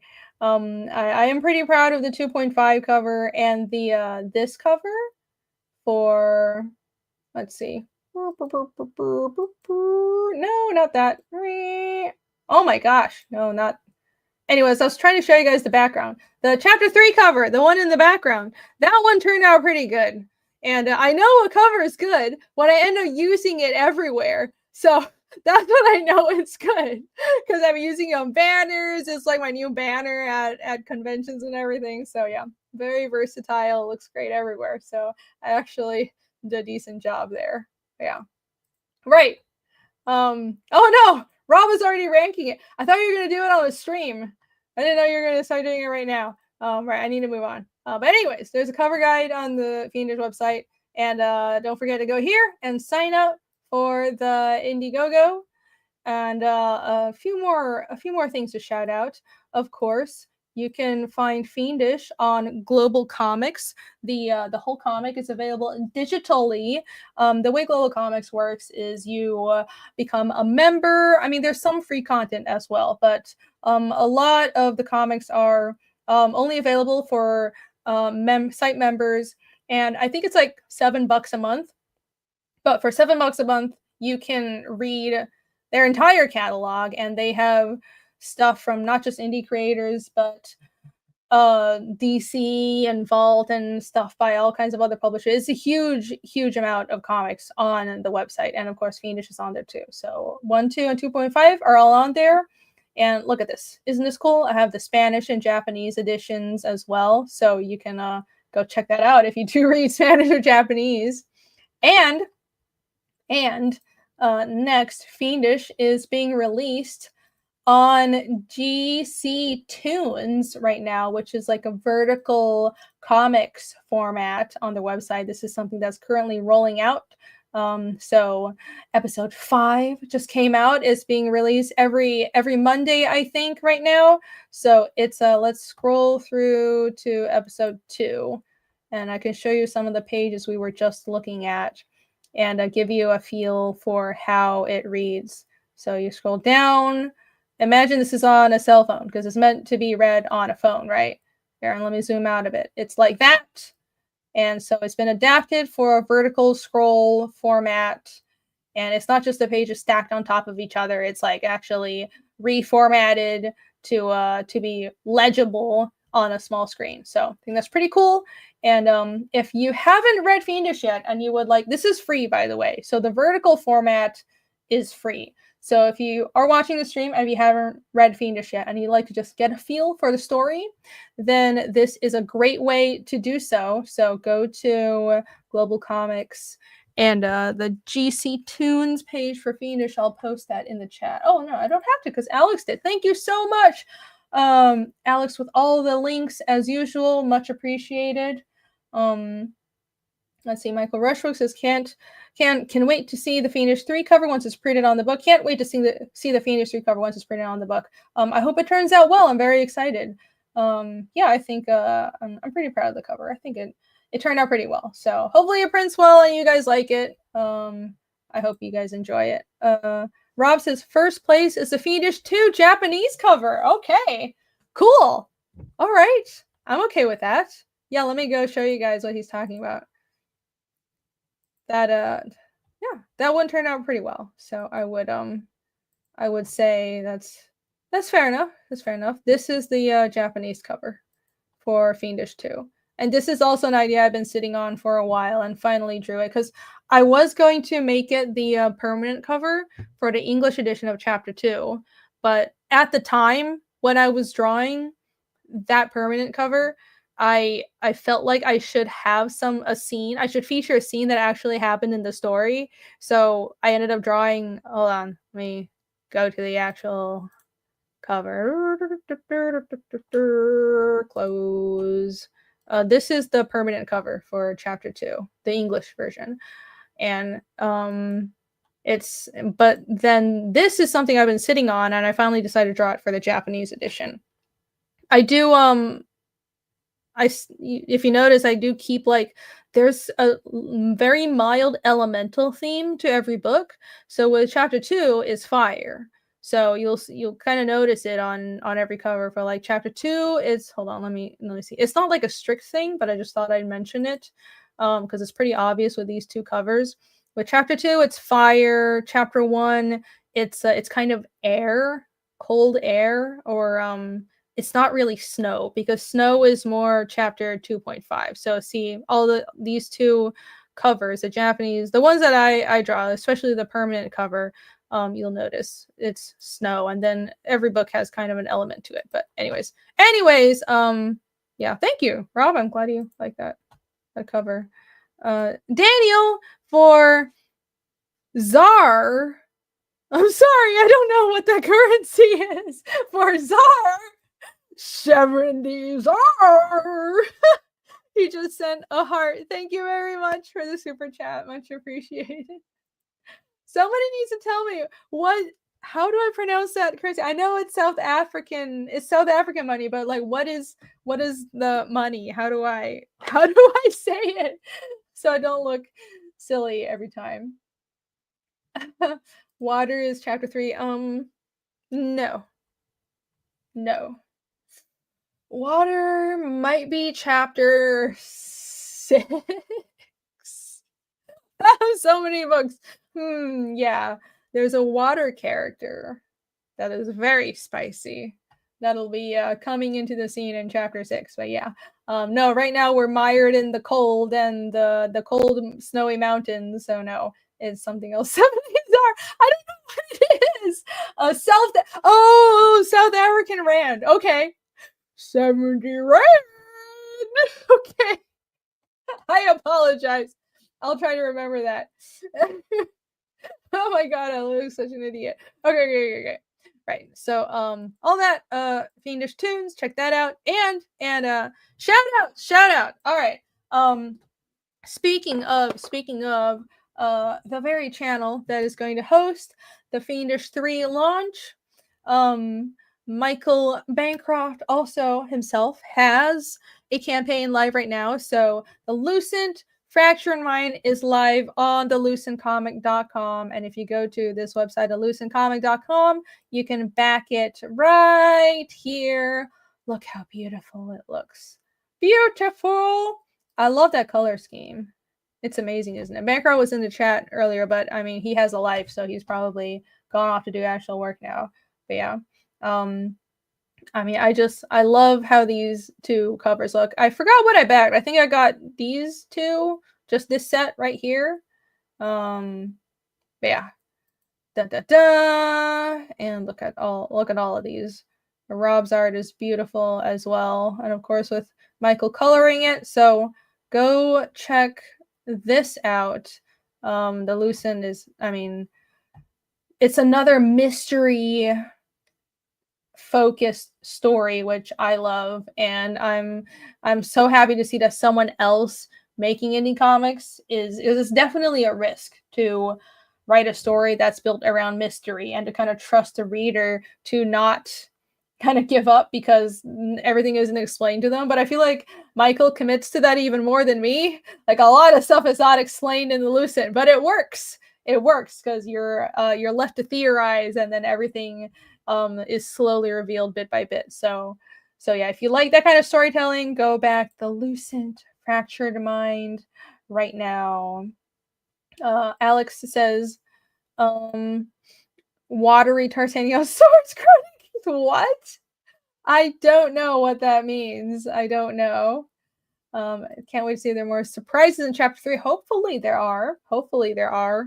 It's kind of hilarious. The water Carolee is probably real and not a joke. It's not a joke. No, it's not a joke. It's real. Yeah, I have a water. I mean, I'll just say it. Won't say exactly who he is, but it is a he. It's a water themed character. As the story progresses, especially after Dorvo, there will be more shamans in particular, because that's when the more shamans come into play and casting becomes a bigger part of the story. So there's one water domain shaman that is, in my head, this guy is gonna be a lot of fun, and that'll be more water themed. But we'll I don't know if it'll be the theme for the whole book, but anyways, there's so many characters that I haven't brought in yet, and I'm very excited. But yeah, you guys just wait and see. Can't wait to be a water character. Yeah, great name, water character. Just that. Yes, Lucent. Everybody go back the Lucent now. Rob says the Lucent asked the questions like, why don't women in the Lucent have nipples? I don't know, but they don't. Bancroft is a well-known anti-nippite, but hey, we support him nonetheless. Let's see. Okay. Oh wait, why did it go to this page? I typed in the it went to this website. I'm so confused. I thought I went to cardinalcomic.com. Okay. But, well, anyways, Cardinal the Barbarian also has a website, and there's a whole preview on it. Look at this vertical scroll format that Jake put together.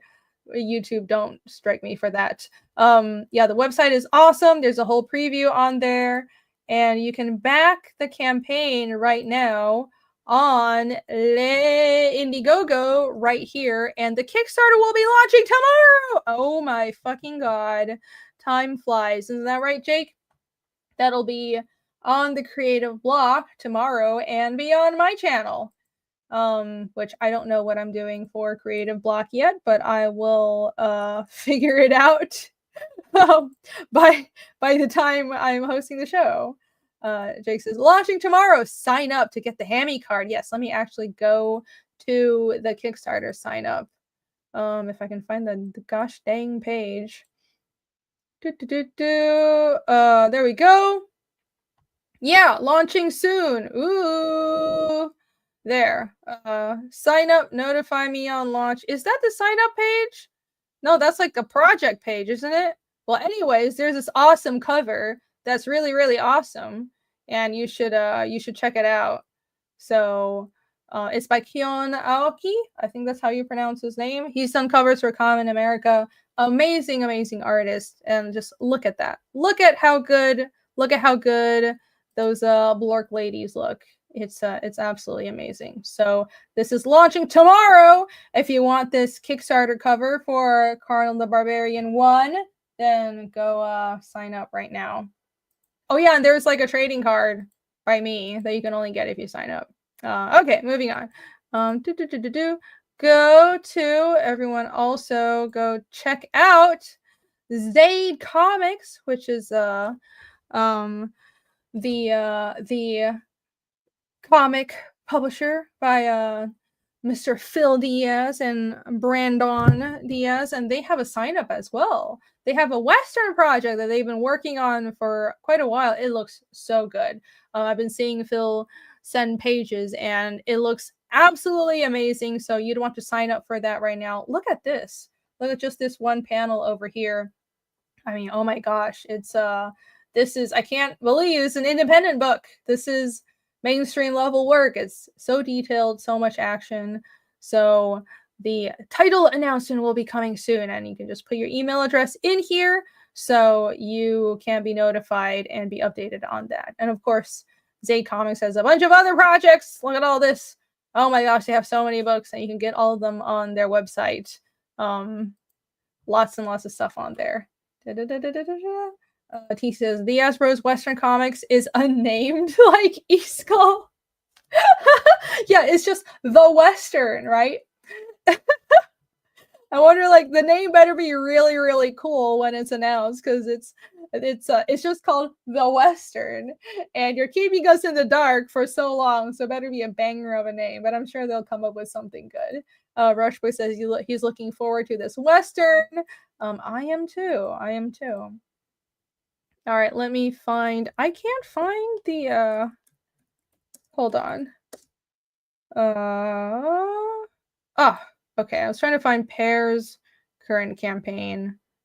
All right, there you go. And of course, there's this.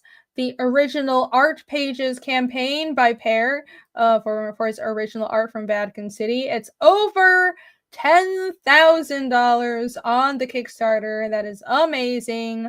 Oh my god, there's 11 hours to go. Holy fucking shit.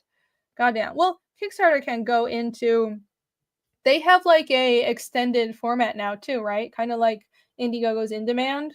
I don't know if he's gonna do that, but yeah. Anyways, on here it says 11 hours to go, so let's pretend that's the only amount of time you have, the remaining amount of time you have left to get original art from this campaign. So there you go.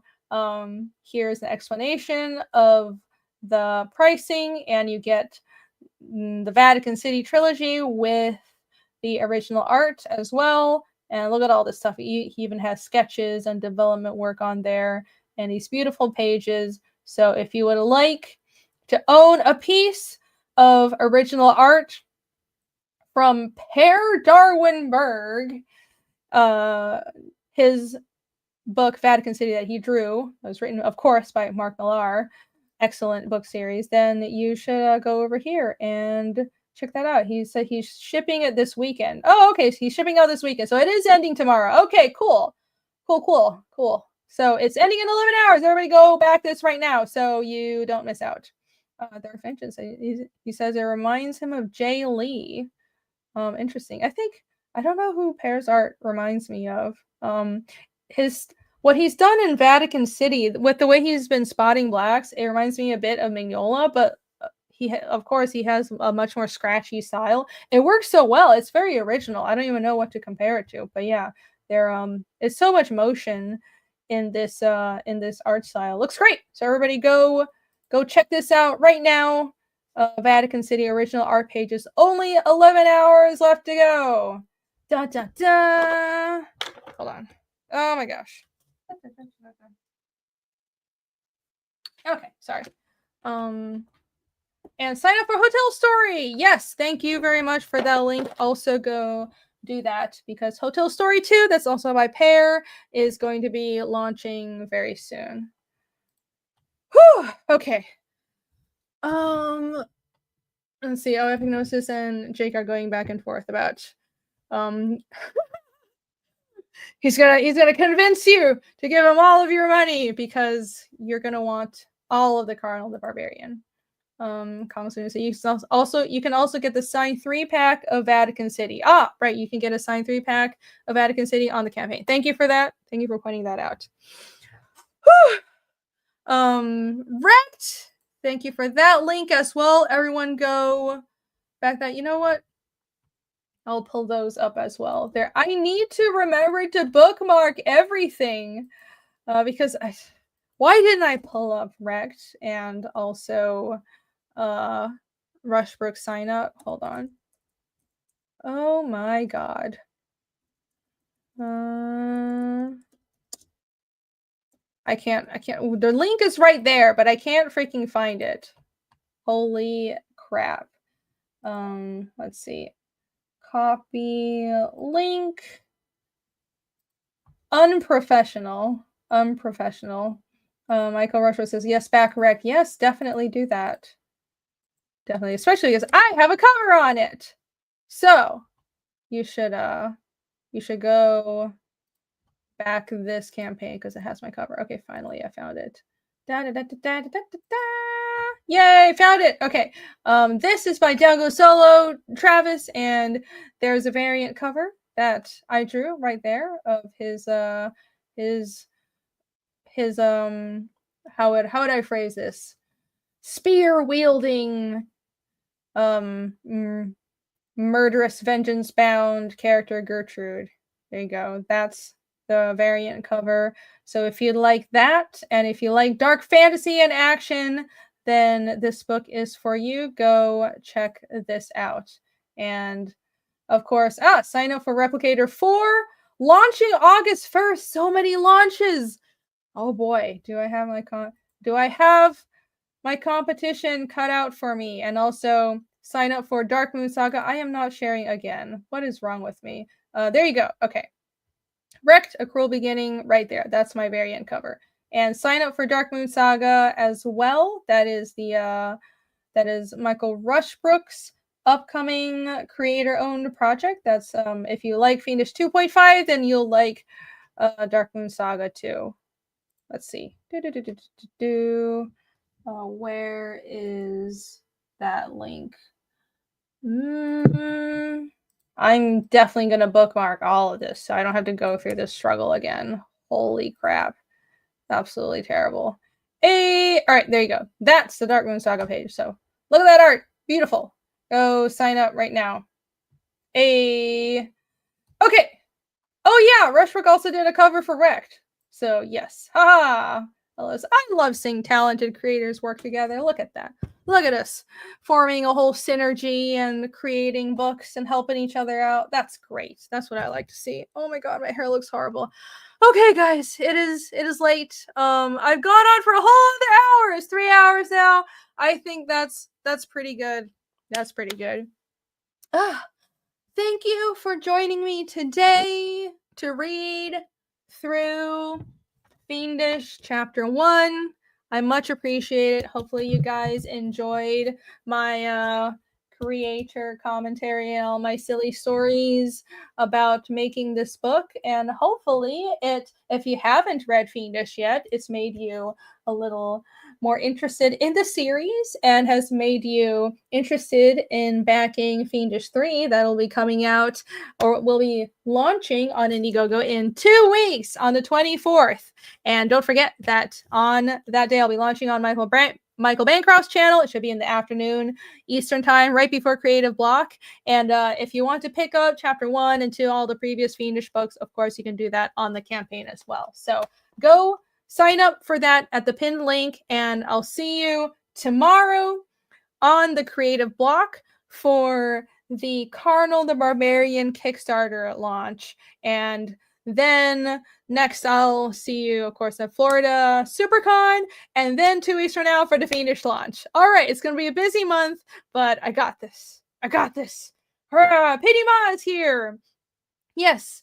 On the 24th, I don't know if it'll be at noon, but it'll be sometime in the afternoon. I don't know what time yet. It'll probably be more in the evening, but yeah, before Creative Block. Yes. Jolly 12 says, I'm back. Start from the beginning. Oh no, I end the stream now. I have to start all over again. I'm not gonna get anything done. Okay. Thanks again for joining me, guys. Much appreciated. You guys are all awesome, all absolutely wonderful. Everything that I'm doing, us indie creators, and everything that I'm doing I would be nothing without the support of all of you guys. So you guys are great. And I'll see you guys next time. See you tomorrow. Bye.